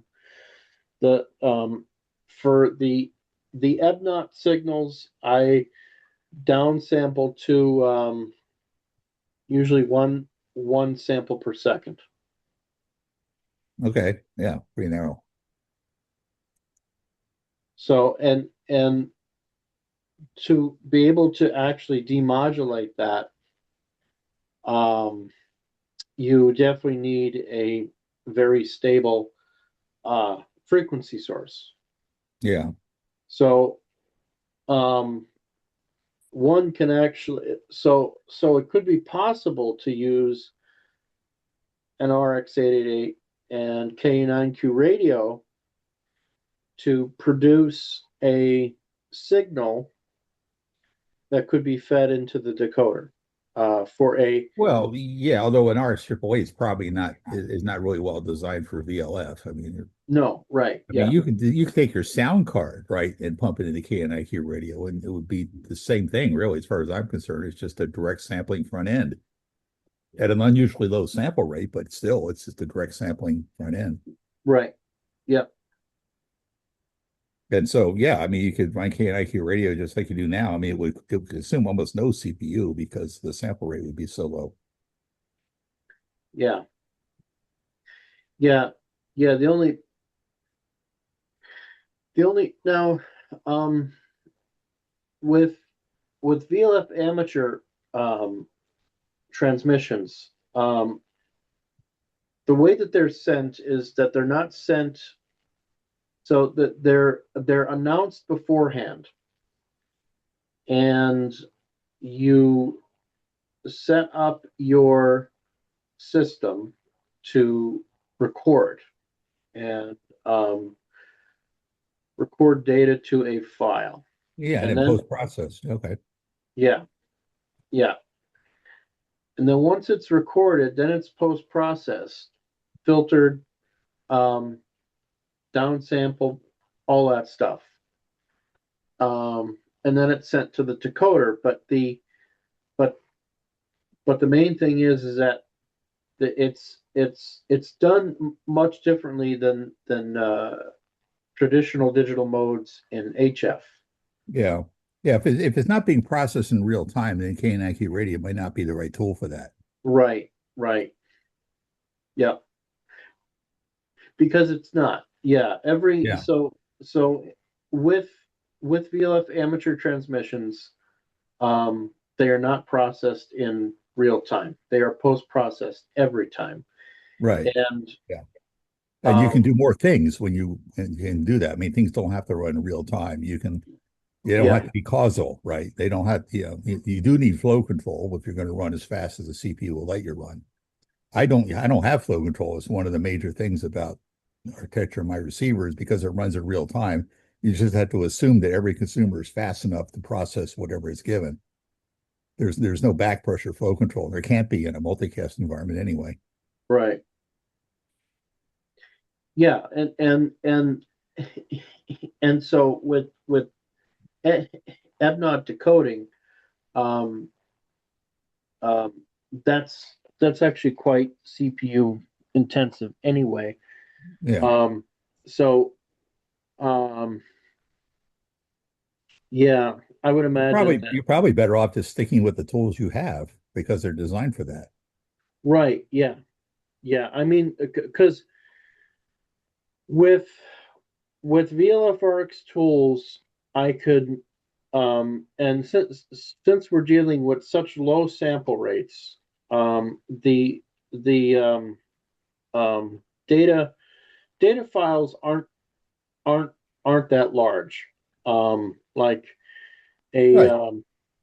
single day's recording from a single channel, if you downsample it to 32 kilohertz, it's around 10 gigabytes per day. So that's up to 16 kilohertz, right? Yeah, that's not bad. So, but then, um, from the actual live stream, so it's it's captured by the sound card and it's made available to any other program through a circular buffer. So these programs read from the circular buffer and then they do their post processing. So we have our Whistler detector, we have our SID detector, which will take measurements of amplitude and phase of your VLF transmitter carriers. And we also have a time of group arrival application, which measures the time of group arrival of lightning spherics. So it does all of this in real time from one single stream. So that's why that I was mentioning like the RTP stream and all that stuff. But it looks like that the way that KU9Q radio works and the associated ecosystem is vastly different from the way VLFRX tools works, but it's more suited, each is more suited to their own application. That's right. That's right. Yeah. Yeah, I mean, your sample rates are so low, your data is so low. Plus, you need to do so much processing on it that you need to be able to look at an entire transmission in advance, is without causal limitations. That you're probably just better off with the tools you've got. Just you can record your record your samples onto a file as a circuit or buffer, and then just memmap, that file into all the applications that need it, and then they can just freely read the file in any order they want. Right. That's much less constrained kind of processing than I do. I see. I can't afford to do that because the data rates are too high. Right. Sample rates are too high. Yeah. Oh, I see we have a Falcon launch coming up in 8 minutes. I want to go outside and watch it. Ones at sunset are usually the best. Anybody else on the West Coast? I'm up in Northern California. Yeah. Actually, I think you can actually see something up there. It's not as good a show as from down here because it goes right by us. Staging occurs right about us in San Diego. Do they launch north or south? South along. They most of the time they actually hug the coastline pretty close. They splash down or they land on a barge off of Baja. So we get a pretty good view as they go by if it's clear. Yeah, we're not going to see anything up here. We're 300 miles north of Edinburgh, so. I have a friend in Santa Cruz who often sees them. Yeah, well, yeah. We've got mountains to our south too, so yeah. I'm not. Yeah, it's best to die. People in Phoenix see them regularly too. Sometimes they see it better than we do because it's darker there. I mean, sometimes when they too much fog in Los Angeles tonight. So yeah, or I'm sorry, cloud cover. Yeah, I'm going to go outside and check. Usually San Diego gets cloudy, but one of the neighbors alerted me to this launch, and it sounds like it may be clear. I'm going to go out and check. I'll see you guys later. Okay, bye, Phil. See ya.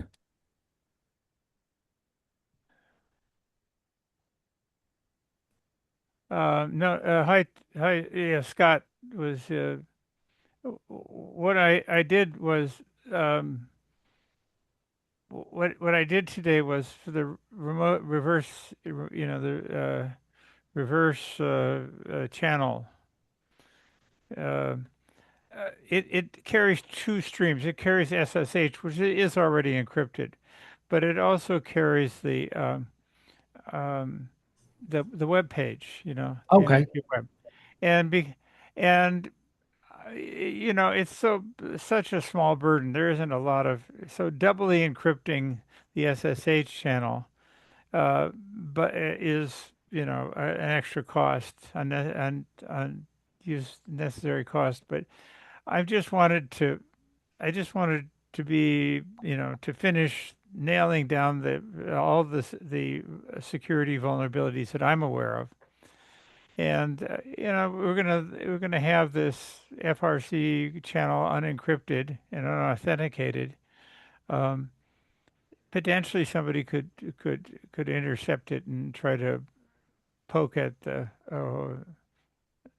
Onion web service, who knows what vulnerabilities it has.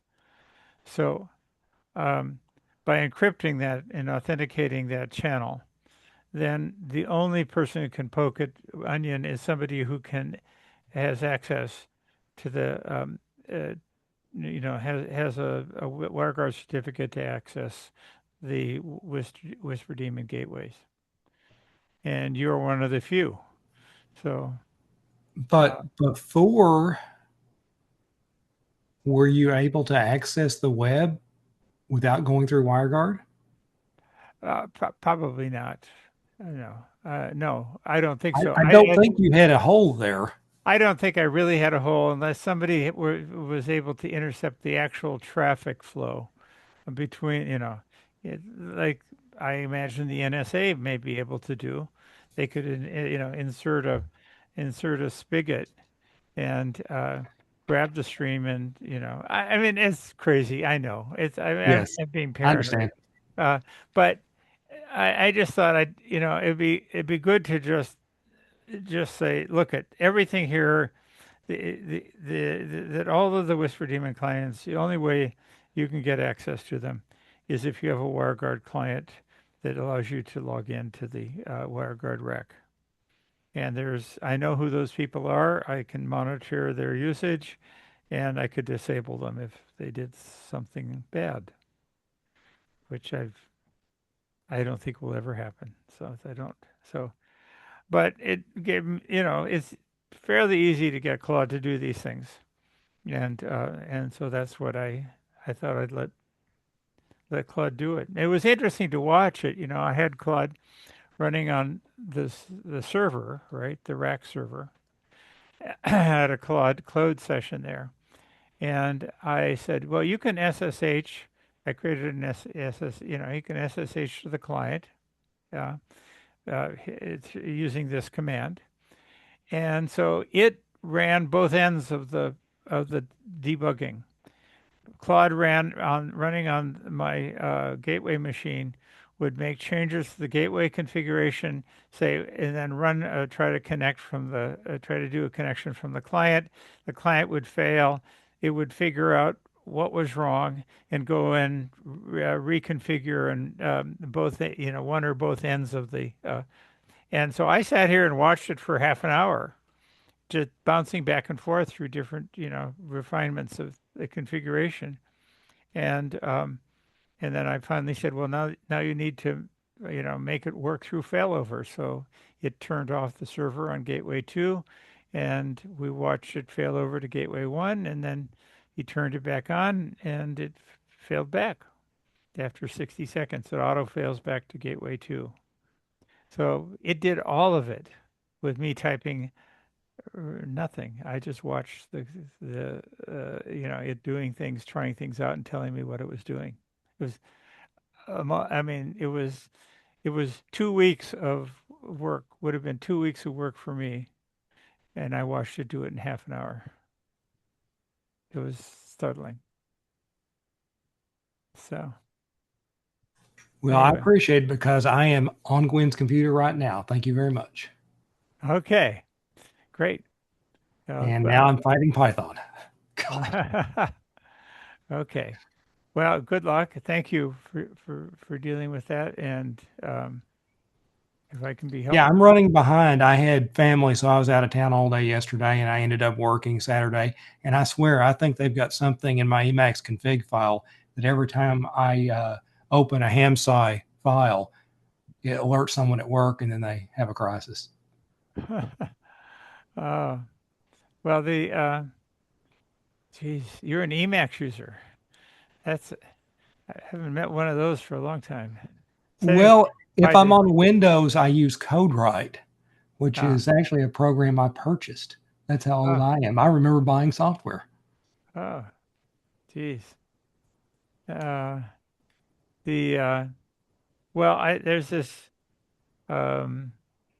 is this development environment that people use that's from Microsoft. VS Code. Yeah, VS Code. But Yeah, I tried it. Microsoft, like I said, I'm trying to reduce my exposure, not increase it.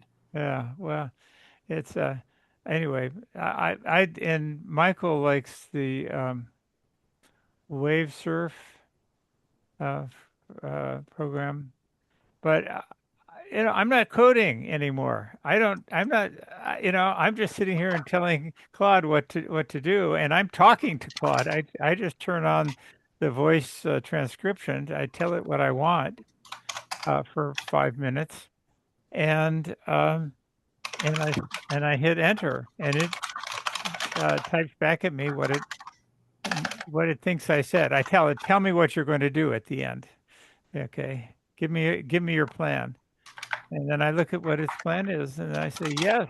It asks me, do you want me to do this? And I type in YES. That's it. So I'm not feeling the need for any IDE.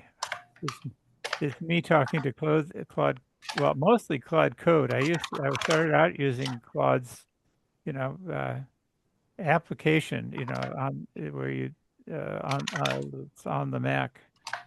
But when I started last week on this version 4, I said, this is crazy because I was copying and pasting from the Mac window on the Mac into terminal sessions. So I asked Claude what to do, and he said, "Well, try Claude Code." And it's character mode. It's this character mode plugin that I put on the target, and it's it's just amazing to me. It's like I literally told it about the whole debugging problem. And I went off and came back in 15 minutes, and it had the decoders running. It's a so, um, and it told I'm going to give it some other refinements later on. It said let's not try migrating to version JTX version 3 and so on, but I might at some point. Uh, if there's unless somebody tells me there's a better decoder, Well, it's interesting. Someone posted on, I don't know if it was Phil's GitHub page or it was the K9Q radio discussion group, maybe even a pull request. It's one of the guys that does SDRs. Pavel, does that sound familiar? In the next gen SDR group? Yeah. Pavel's he's the Repetaya guy. Okay. I think that's him. I think he has someone ported his version of the Whisper decoder. Ah, I saw some mention of that. Yeah. And I can't remember what the claim to fame was. Maybe it's more efficient. Maybe it uses the different FFT. I want to say it was optimized, but I may be wrong. I should look at. I have to dig that post up. Then was it in Phil's discussion I don't group? know if it was a GitHub issue on his project page or if it was on the discussion group.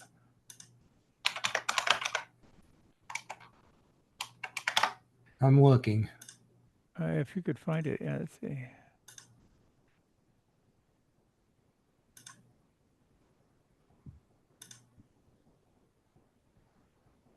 Oh, maybe I misread this. Update jtdecoded.c. No?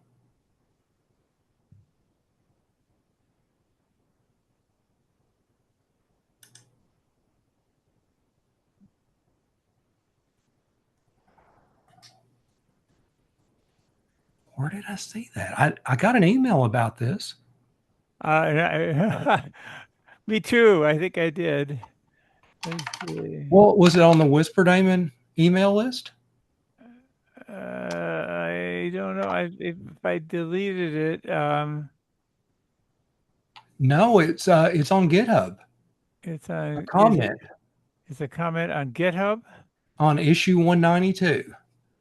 I would like to share a stripped down Whisper decoder. It is derived from the excellent work done by Pavel Dimon. So, and which GitHub for which? K92 Radio. Sorry. K9Q radio. Okay. Okay, look at issues, I guess is the way to get there. It's issue 192. Issues. Issues. 192. Let me look at Okay. last update. Okay, on the far right, go to updated and sort by last updated. Well, crap. I'll just put it in the chat.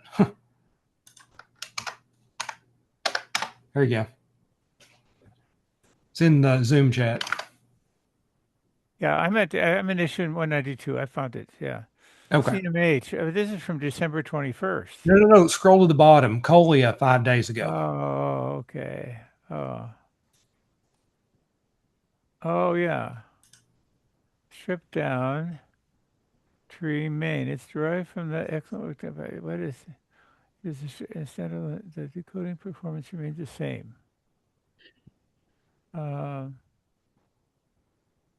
don't know what the Okay. claim to fame is. Well, I think it's what's the minimal set of files required to build?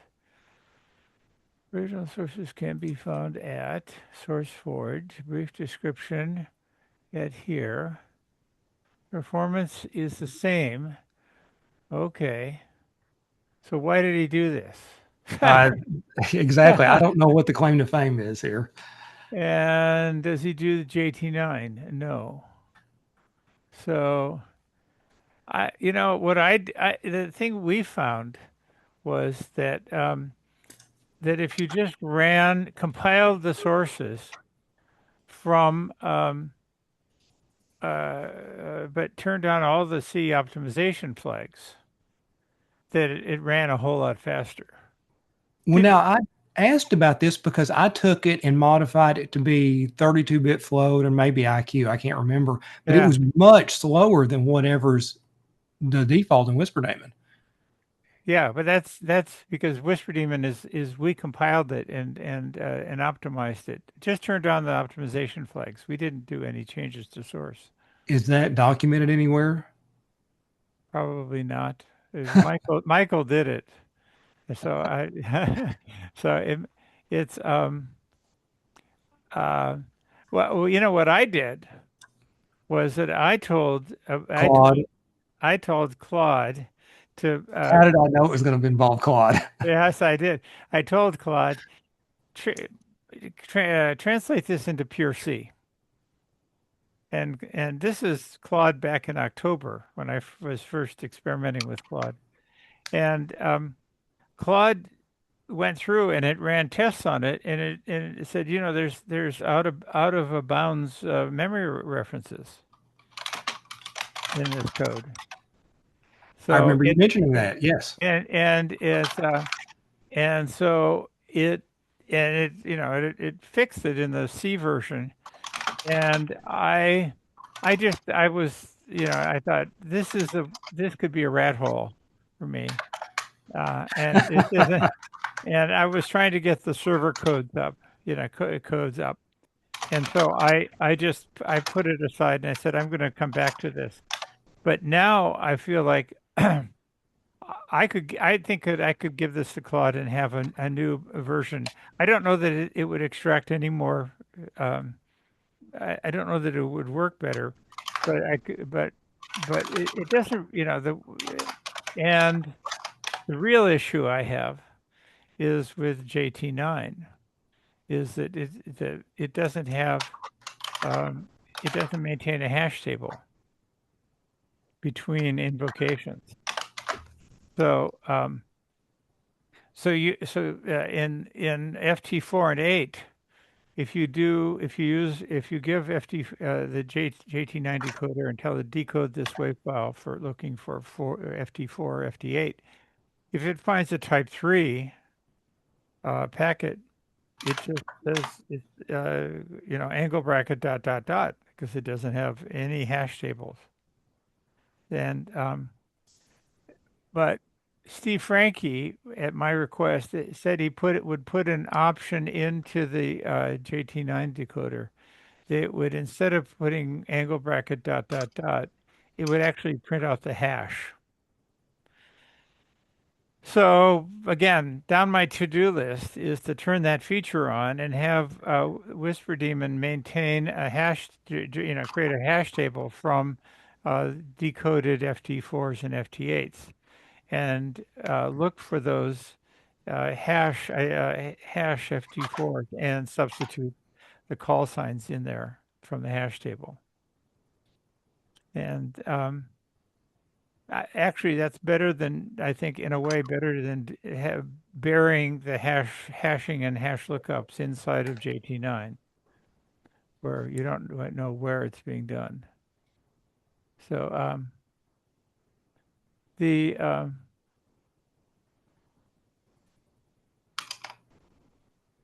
anyway, so these files, I guess what he really did was he created a make file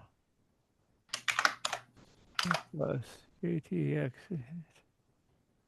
and other changes. He did not do a very good job of selling it for inclusion. Yeah. Yeah. Tell me why I want this, please. Yeah, I don't understand what the benefit is. Well, I will say that dropping Pavel's name was probably a smart move. That got my attention. Yeah, yeah, Appeal the authority. yeah, yeah. That's a reasonable authority, but I suspect that I'll probably do my own, and if I ever get to it. But in implementing the decoder, Claude just went and grabbed the binaries that I'd created for version 3 and put it into version 4 and executes them. I mean, they're included as binaries into the project.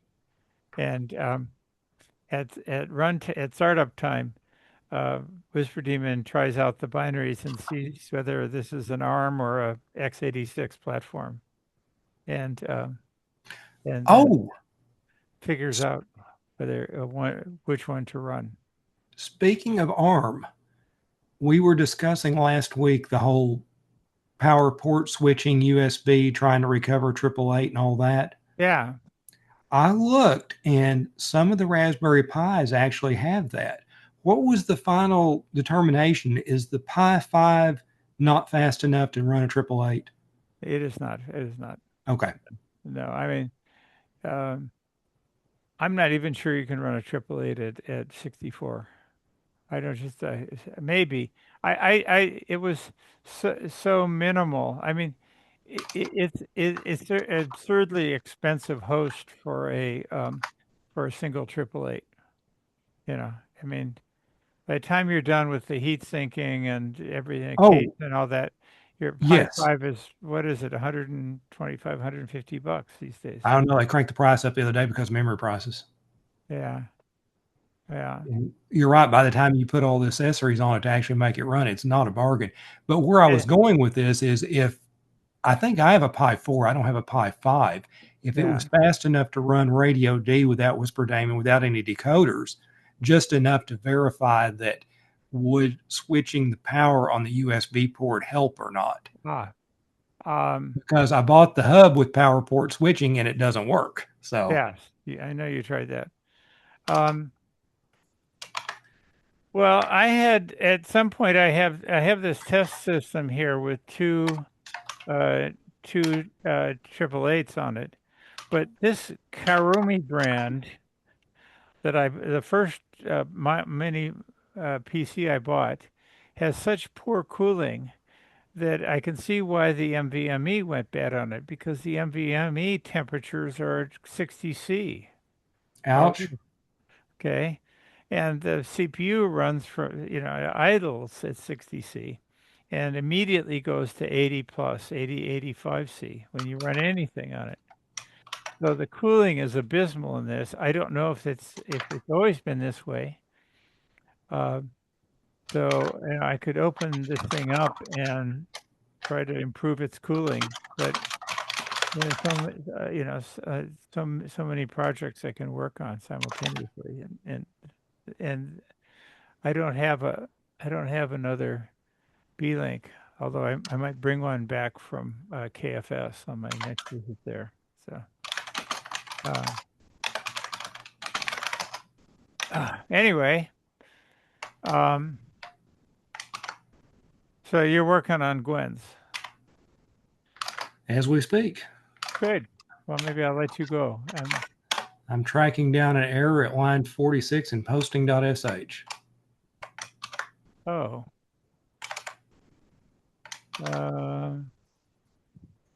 Spawn decoding daemon.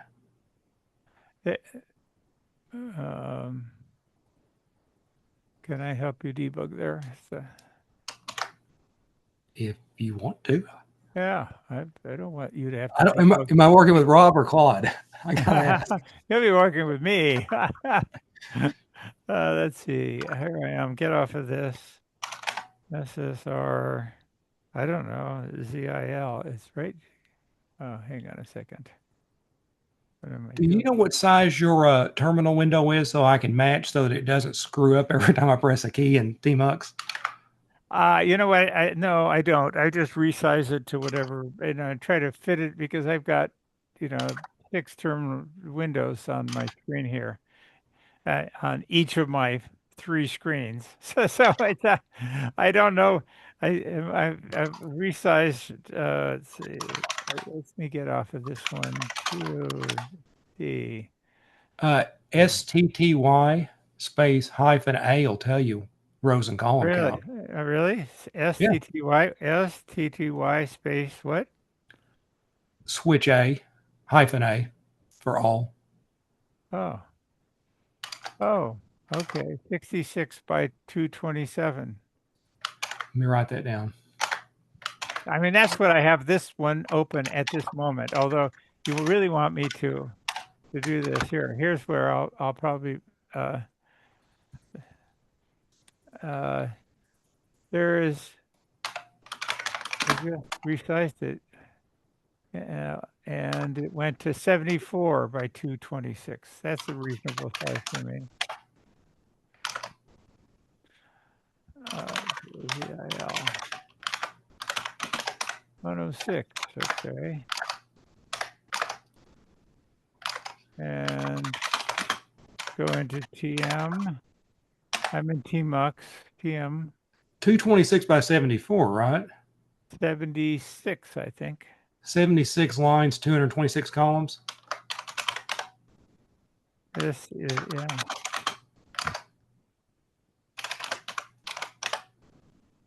Well, yeah.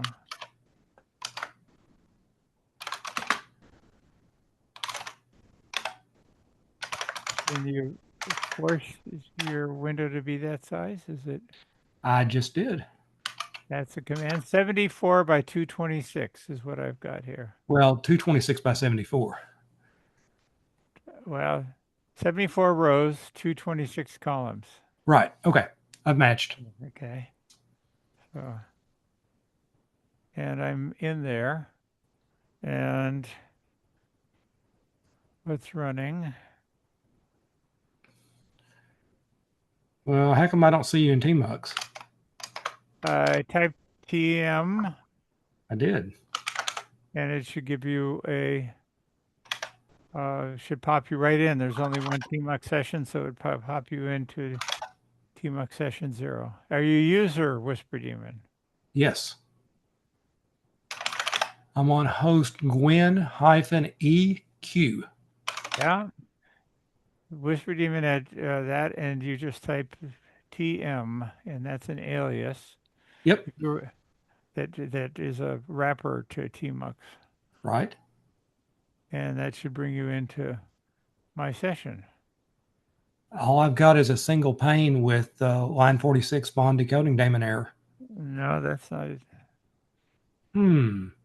But hold on. Control BD.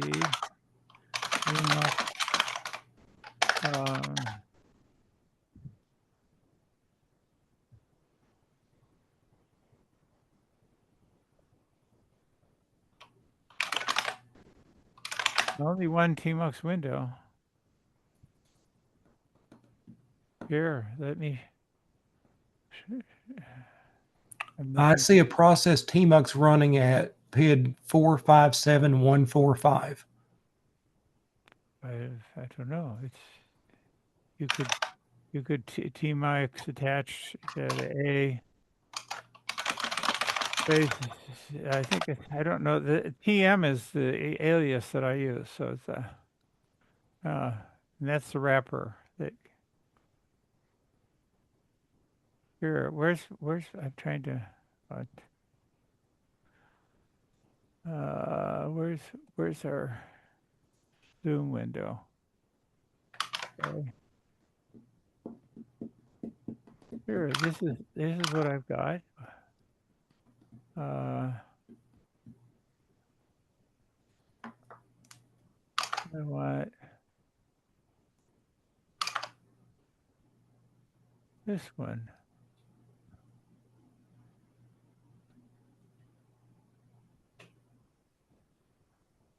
Right? It's not even showing me what I'm showing you. Do you see this? Am I shared a window? I see several terminal panes. There's two. Then I'm not sharing what I wanted. I'm not a regular user of Zoom, so I don't want a desktop. I want this one. There. Okay, I'm seeing a single Okay, so pane, but there's a single window divided into two panes. it's Here, not the same host name.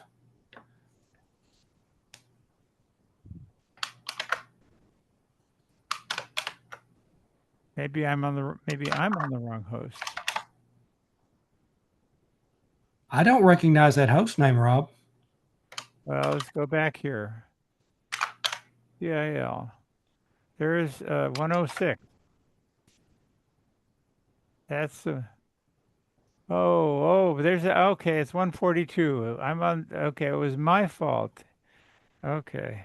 Oh, I see. You're on 106. Okay. Okay, so there we go. That looks better. Yes. Now we go to TM. Yeah, now we're talking. Okay, spawn decoding. Okay. Wow, this is terrible. Okay. Let's stop everything here.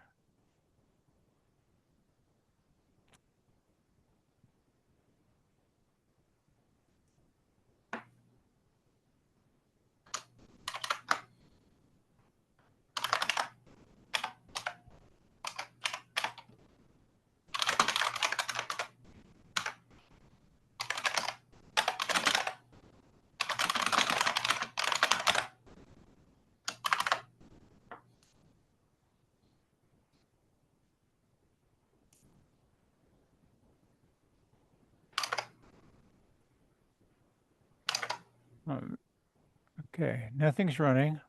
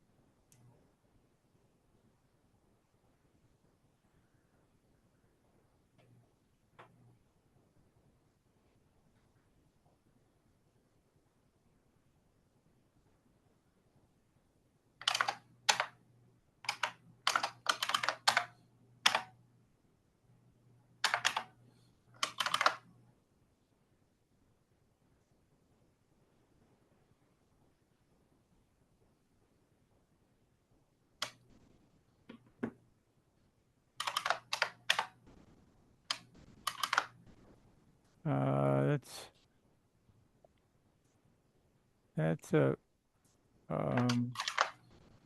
That's a program I just added. okay, so let me look at the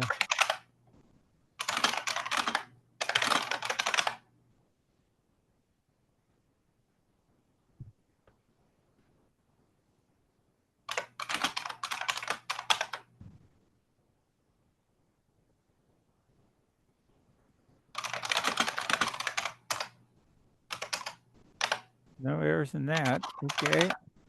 So oh, can't find okay, well, it just told us what the problem was. Okay. Can't find www.start.py. I may not have had it marked as executable. Okay, let's see what.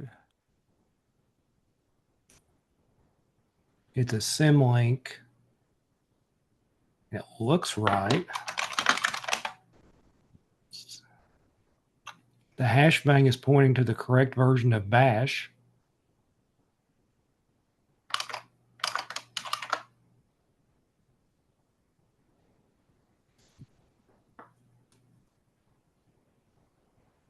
Well, let's see. Okay, it requires some arguments.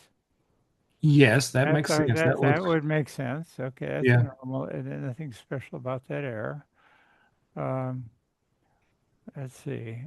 I may just not have had it executable. If you want a WDA or WDV. Well, why didn't source can't find expected program?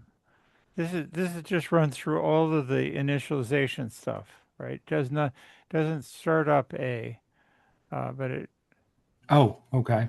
So it will end up it will start the radio D will get started, but nothing else. And the other, the FT48 and so on.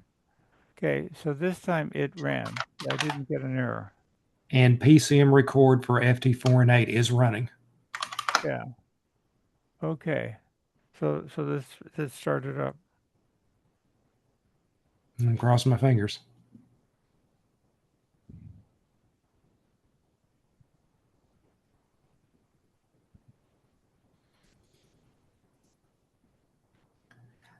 I did not notice that can't find expected program error. By the time I switched back, I guess I should have scrolled up in the terminal window to see it. These things happen. Okay, I now see 2 copies of WD record running. Okay. Well.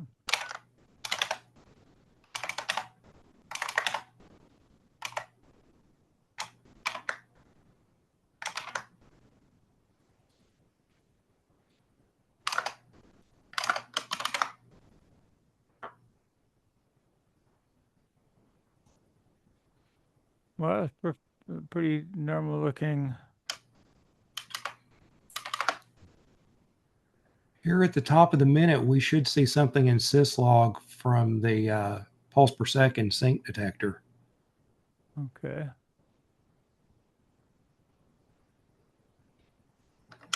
Let's see. Oh, I see WAV files being created in shared memory segment.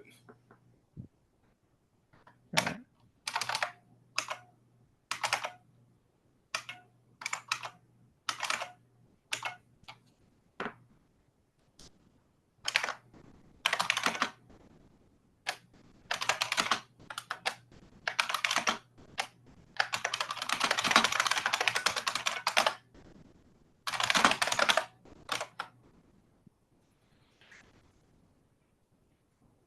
Oh, 04-1759.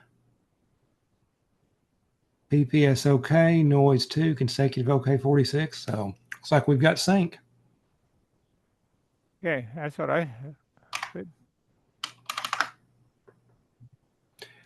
Do you know, I can't remember in his email, did Gwen say if he's got a GPSDO clocking the 888 yet? I didn't see him mention that, and I forgot to mention that to him. And he did put an antenna on, right? Yeah, I think there's an antenna. You can look at it. It's 142, so it'll be 45942.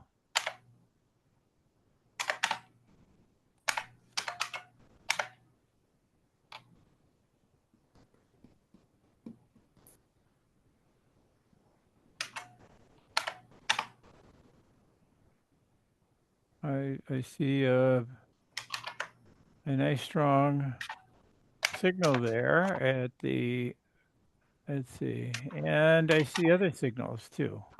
So there's an antenna on it. Yeah, it looks like MUF is below 10 megahertz, or And oh, you can see kinds of little interesting. Uh, are those sidebands that are?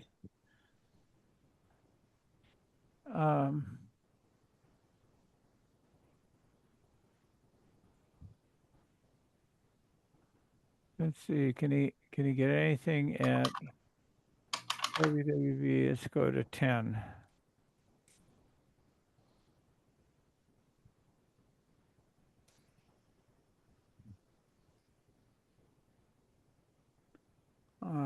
Nothing there.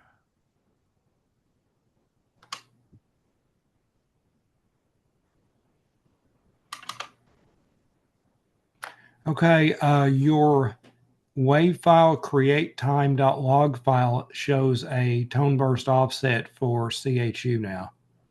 Well, where do I see these? Where do I see these? Dev, shared mem, whisper daemon, recording.d, K9Q0, WWV, then go to band, then look at your wave file create time. It's in so it's in the directory where the decoding's done. Yes, Oh, that's where okay. your log file is. Yes, it is. Okay. Well, it's one. Before, it was just no value or whatever. Okay, let's see what. 20, Uh-oh. let's say, oh, I would be not in K9Q0. 0 _ WWV. Yeah. Okay.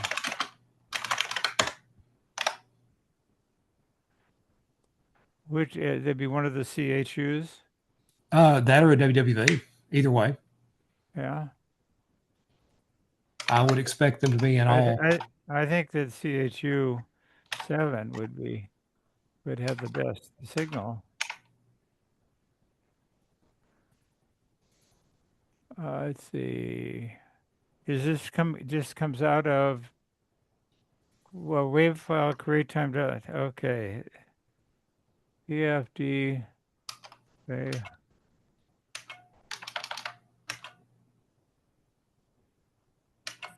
Okay. And you put all okay, tone burst offset.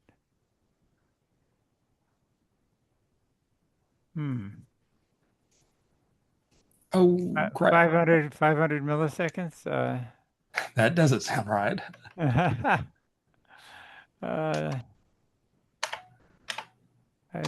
What is it? What does the signal look like? This is 7.8. Well, on CHU3, it said 19 milliseconds and 23, then 50. So, and I've got another problem to track down here.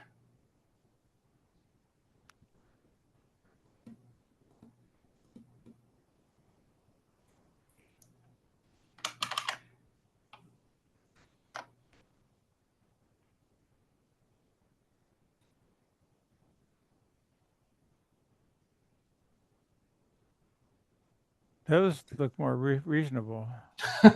23 to 49, I don't know. Oh, well, it's better than 400. It's you don't give a quality metric. There is in the database.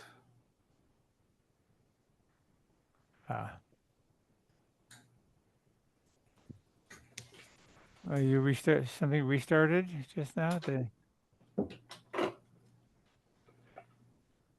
I'm sorry, what? Oh, I don't know. It just there's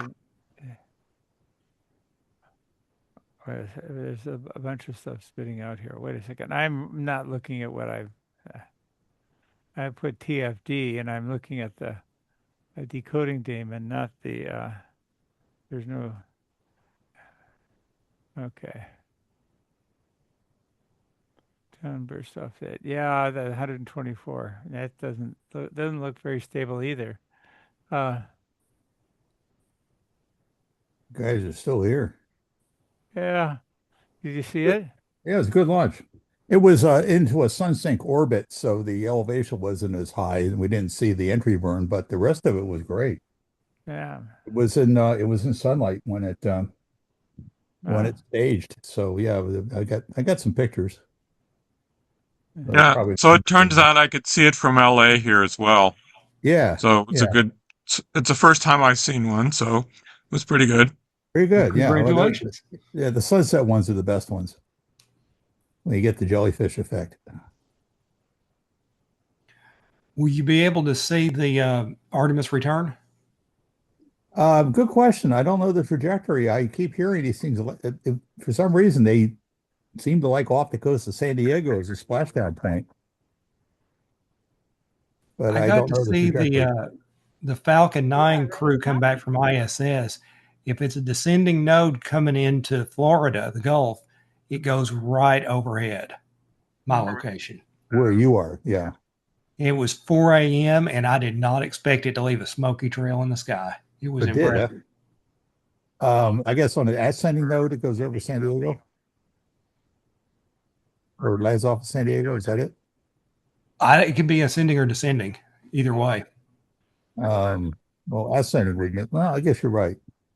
If Come to think of it, yeah, I remember seeing the one of the unmanned capsules coming back and saw it from an airplane actually as you were approaching San Diego. I saw it from the right-hand side coming south. That was if a couple of years ago, something like that. if they return ISS into Florida and they do an ascending node, which is the standard, it's goes over Mexico, so I don't get to see it. Right, right. But if it's on a descending node, it's directly overhead. So it's a Okay. great pass for me. But they'll never do it again. So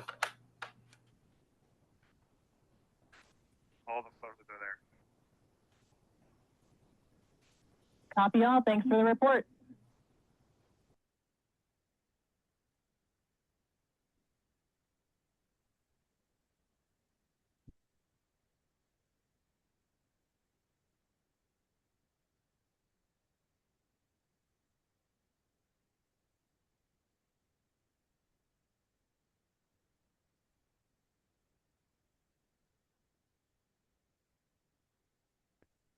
well, Scott, um,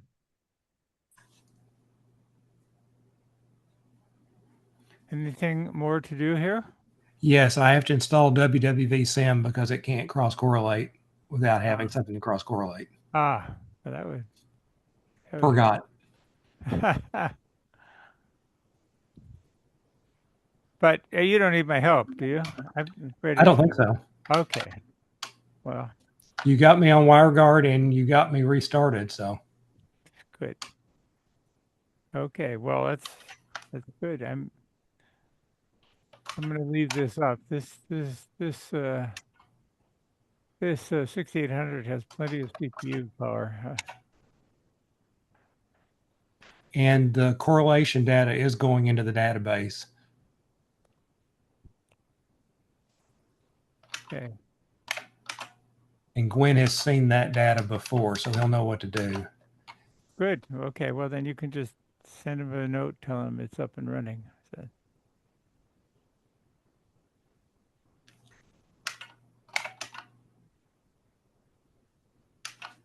Well, it's almost.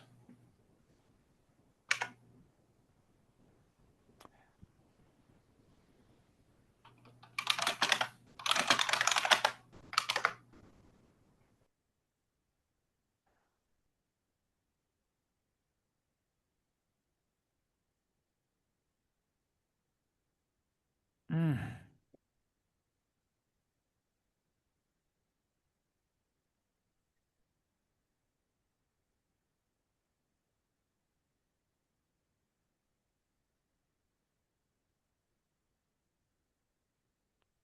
Okay. I think I'm done here.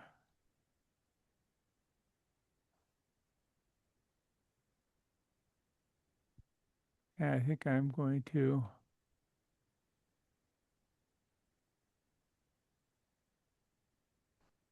get off of Gwen's machine.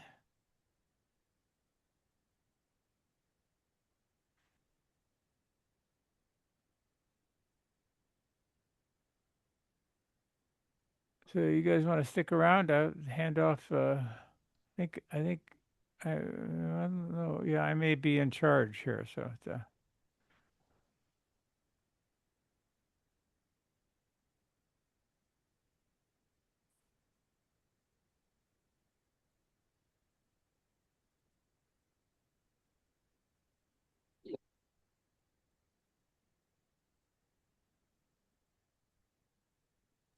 Okay, WWV Sim built and installed. Let's see if it works.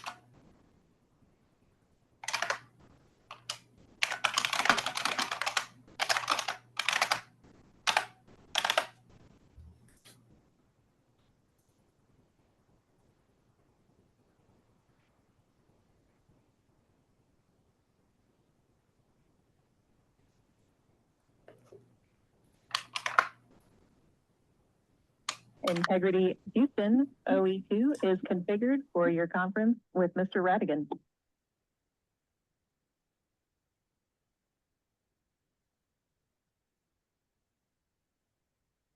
What was that about? Oh, that's the TV. You hear that? I did hear that. Yep. Oh, you Okay. must be watching the Yeah, I'm YouTube following channel. yeah. I Ah, didn't know whether it made through this echo canceller or not in the Zoom. that's okay. That's not really. I just didn't know where it came from. I thought, is this I'm also looking at AMSAT DL's signal from Bochum. Rather informative, actually.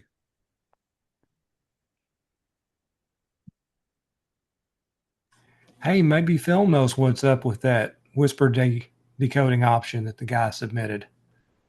What option? Issue 192 on your GitHub. Oh, I'm so far behind on. I've only done like one PR in the last week. Got more to do. And I made you clean my code up.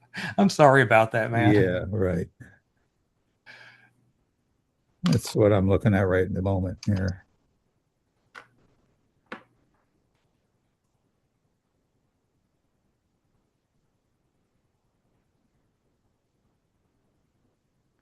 I'm going to simplify this file, this config file of Glenn's.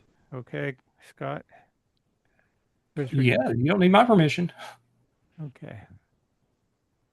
A little discouraging. This is a 20-meter dish unless you've got something comparable.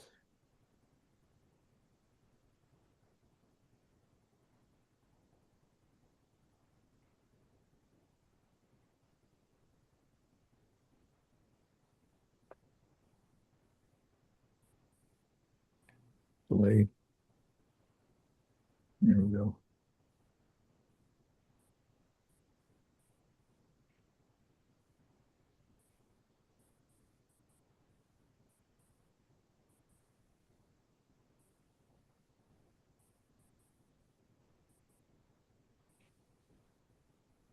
Did you see that phased array project? The guy's promising you could do EME for $2,000.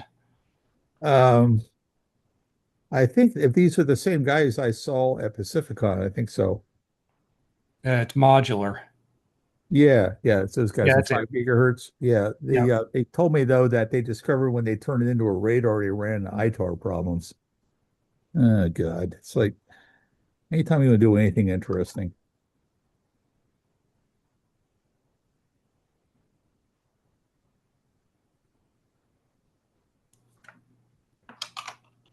people in the government seem to think that only Americans know how to build stuff.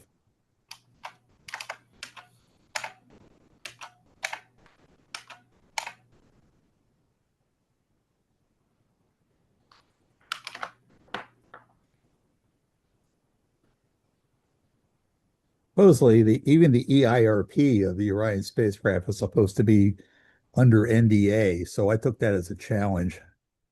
From this, I worked it out that it's somewhere between 20 and 25 DVW.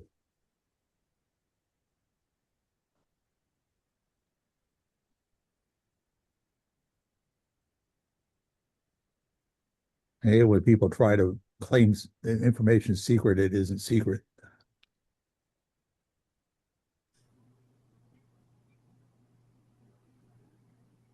I'm seeing an elevation of 10 degrees. That dish is pointed pretty low on the horizon, isn't It it? is, yeah. Well, the moon is declination is in the southern hemisphere right now. It has to be in order for the launch vehicle to reach them. So it means it's pretty low on the horizon in Germany, despite being, nearly due south. It's as high as it gets. That's the way it's been for a while. What I don't know is their actual G over T. They quoted a G over T of 30 dB per K, but that was for 2.3 gigahertz. And who knows what elevation angle.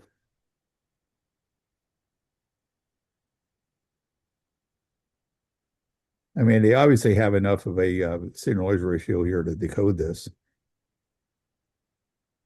but all the higher level stuff is encrypted, so it's not very interesting.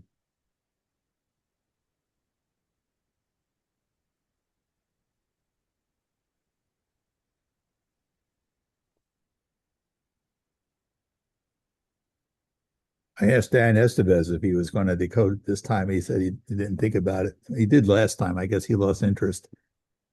NASA didn't make it sufficiently enticing. I mean, if He's they're got going to an encrypt everything, excellent then what's the blog. point? What? He has an excellent blog. Oh, yeah, it is. But, if NASA wants to get free help, they got to give you something in return.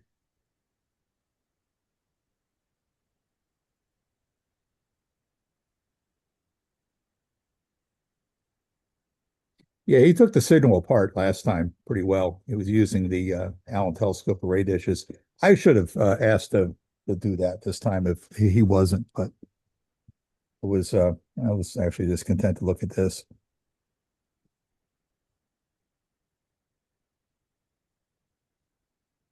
Now, if the signal hadn't been encrypted or hadn't been entirely encrypted, I'd been more interested in trying to decode it.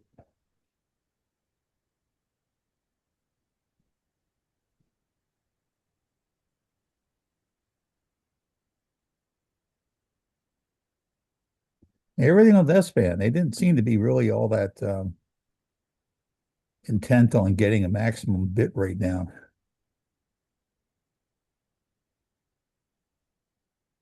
At least not by way of radio. They have an optical link. I don't know how much they're going to use it. I haven't heard them use it much. I think they're using it a lot. Are they? Um, But where are yeah, where's I all think the that's where are how all the they're. bits? I think that's how they're getting the high def pictures from in the cabin down. Oh, The okay. article I read said 120 megabits down to Earth, Yeah. but only 20 back up. Yeah, well, okay. I mean, that's, the downlink direction is the important one for the rest of us. Um, yeah, people are kind of disappointed in the real-time videos, and they are kind of disappointing. I mean, they're so static. They could have been higher definition at a lower frame rate, and it would have looked a lot better. Oh, you're talking about the ones from outside, like this one Yeah, that you I just think put that's up. actually a GoPro camera. Um, well, I don't know. It's outside. I have the feeling that it's running a fairly low frame rate. Well, there are And some pictures that I've seen they sent down that were very high resolution that looked like they were from the same camera. So I think huh. they're just knocking the resolution, the frame rate down to not use very many bits in real time. But Yeah, the I image is guess. so but the image is so static, that you could just take a high resolution image and send it down every 5 minutes and it would be much the same. Although I did notice that when they're exercising, the shower panel shakes a little bit. You can tell. Okay. Let's see, what are they doing? Sites are they using at the moment? Madrid. Okay, yeah, Madrid makes sense. Yeah, only 3 megabits. They'd be using two antennas at a time. I don't know why if they're arraying them or what. They've really dumbed down this display since it started. They used to give the exact receive frequency. Now they just give the band. And they'd only give you the power to better than 10 dB. So Some middle manager probably got paranoid. So they think they can keep the frequency secret, apparently. Well, it isn't. It's 2216.5. In fact, I made a point of posting it on Facebook. I'm going to try to keep it secret. Good luck.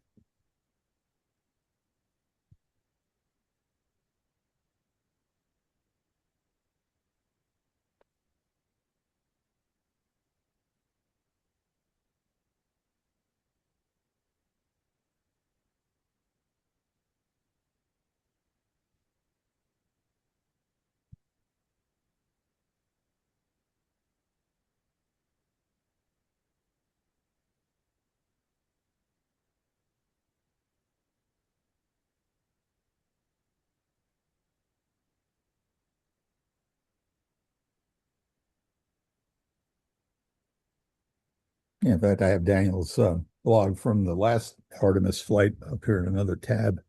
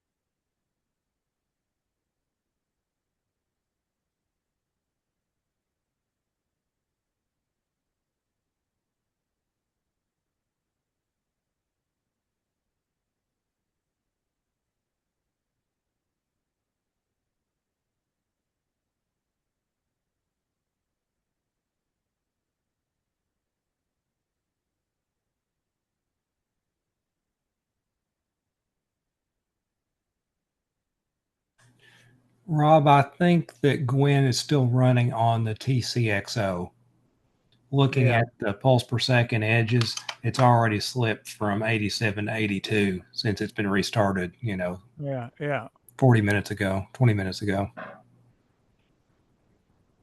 Okay. Well, I'm certainly, I think you could send him a brief note telling him what we've done and where he can find the data. Will do. And I think, I think I've been mucking around with the config file so that the K9Q web shows a nice title bar.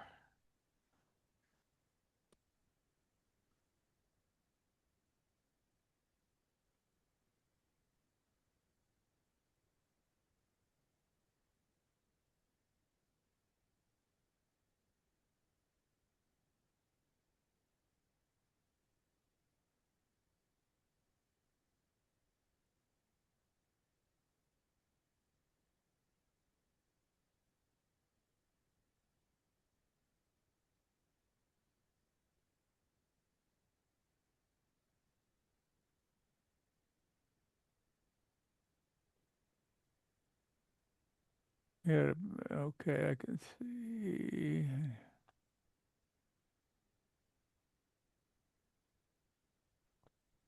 Doesn't have He doesn't have 8 or 6 meters in his decode list. So I'm going to add that. He's running 64.8. Oh, that's true, but it won't make any difference. I don't know why he's running 64.8. I think that I believe it's a myth that makes a difference in terms of AAA temperatures, but Well, is it the filter? good point. I don't know why either, but I suspect he may have a 30 meg low pass. Yeah, it might. I'll talk to him about it afterwards.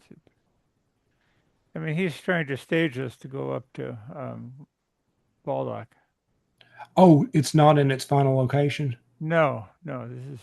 Oh, I didn't know that. Okay. Yeah, it's in his. This is sitting in his lab. Well, that probably explains why he hasn't put the GPS DO on it yet. He's still fiddling around. That makes sense then. Yeah, yeah. Okay.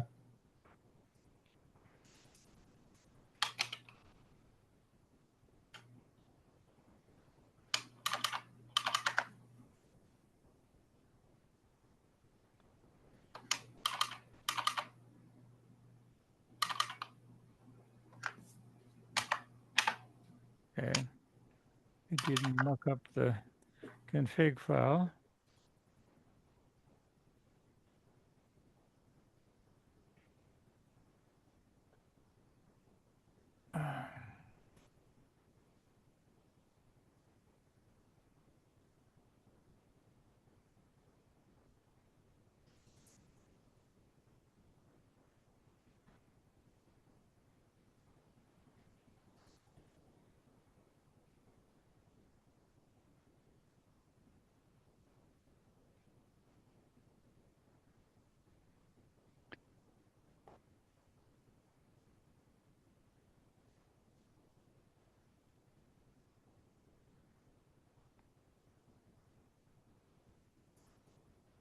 We'll talk more later. N0.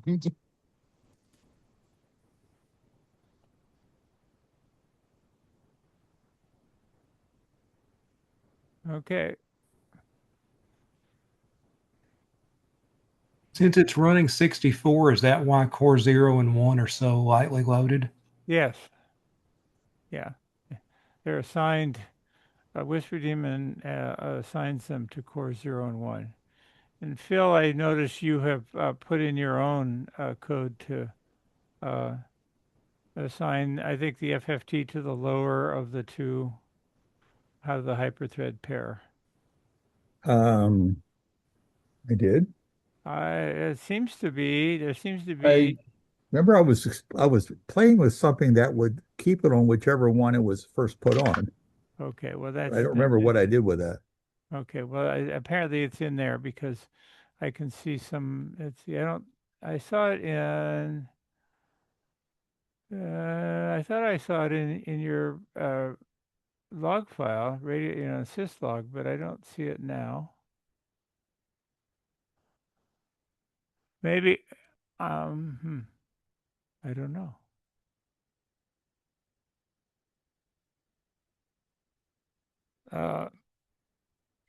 Now I forget if I've um, specified a new commit for this. Um, New commit of what? K9Q radio, does it require a new commit? Yes, to get the WD record with sync. Okay, well, and are you specifying, did you spec that Yes. in the conf file then? At the very bottom. Gwen Okay, did it actually. okay, I missed that. Yeah, look at the bottom. He even put a note. Okay, I saw there were some lines. I didn't notice what they were. I saw they were. Geez, there's not much going on here. He's not picking up many signals. Well, I don't know what antenna he has on this thing. Well, didn't he say in his email that it was a pretty crummy location? Yeah, he's right in town, so this isn't a Noisy suburban location and ongoing geometric storm does not help. yeah. Okay. Anyway, I put the conf file. I did a little refinement on it. So it's Yeah, I was watching.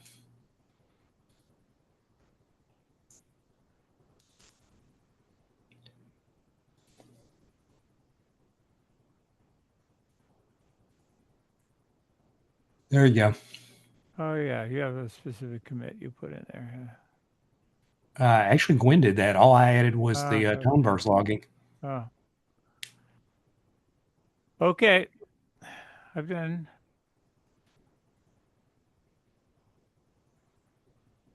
Did you Oh, restart with the new config file?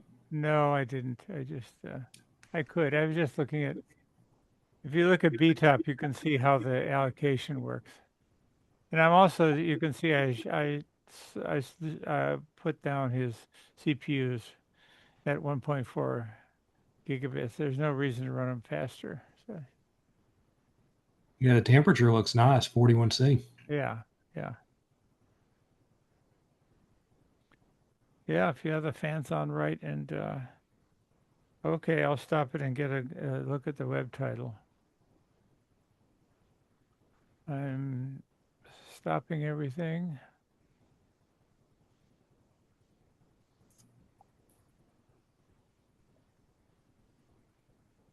So I'll stop. We'll start it again with the new config file.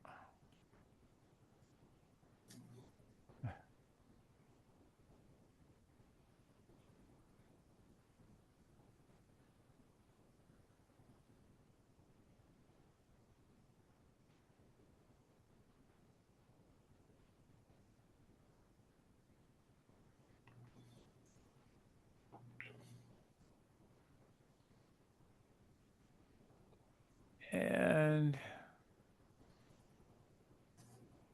yes, okay. Title bar looks okay. And I think I've done my part here. I'm ready to. Well, thank you, Scott. Thank you. Pass my thanks along to Claude. And glad we got you going and Gwen going. So. And I'll send him an email, let him know. Okay, and now I know where I can go and find the this looks like I should just check it in, that radio commit could be checked in. I think the only unknown there was how the web looked. I didn't check the web. Well, I'm looking at the web, so Okay. it looks fine. It's I don't think I think Wayne and Phil had been in sync on something recently. Yeah, I think they have. But you needed the latest commit to get the latest WD record with the PPS sync. Yeah. Okay, that's great. Well, I'm obviously on the WWV recordings. We need your data. So either I have to somehow go into your mode, use your WD record, the new WD record, or Michael has to implement what you've done. So in his code. Or if I run yours, it has to fit into his environment because he's doing the grape uploading now. So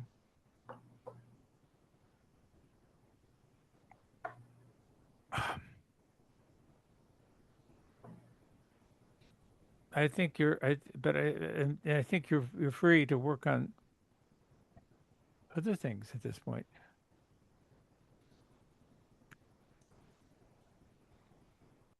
Thank you.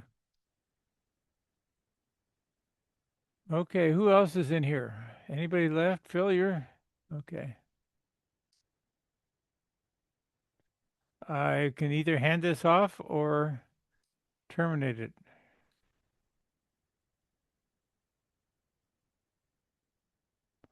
I'll inflict it on Phil, maybe. Unless you want to talk to Phil, Scott, in which case I'll let you hang on to the Zoom. I'm sure Phil's had enough of me. Okay. Okay. I'm gonna shut down. Good night, everyone.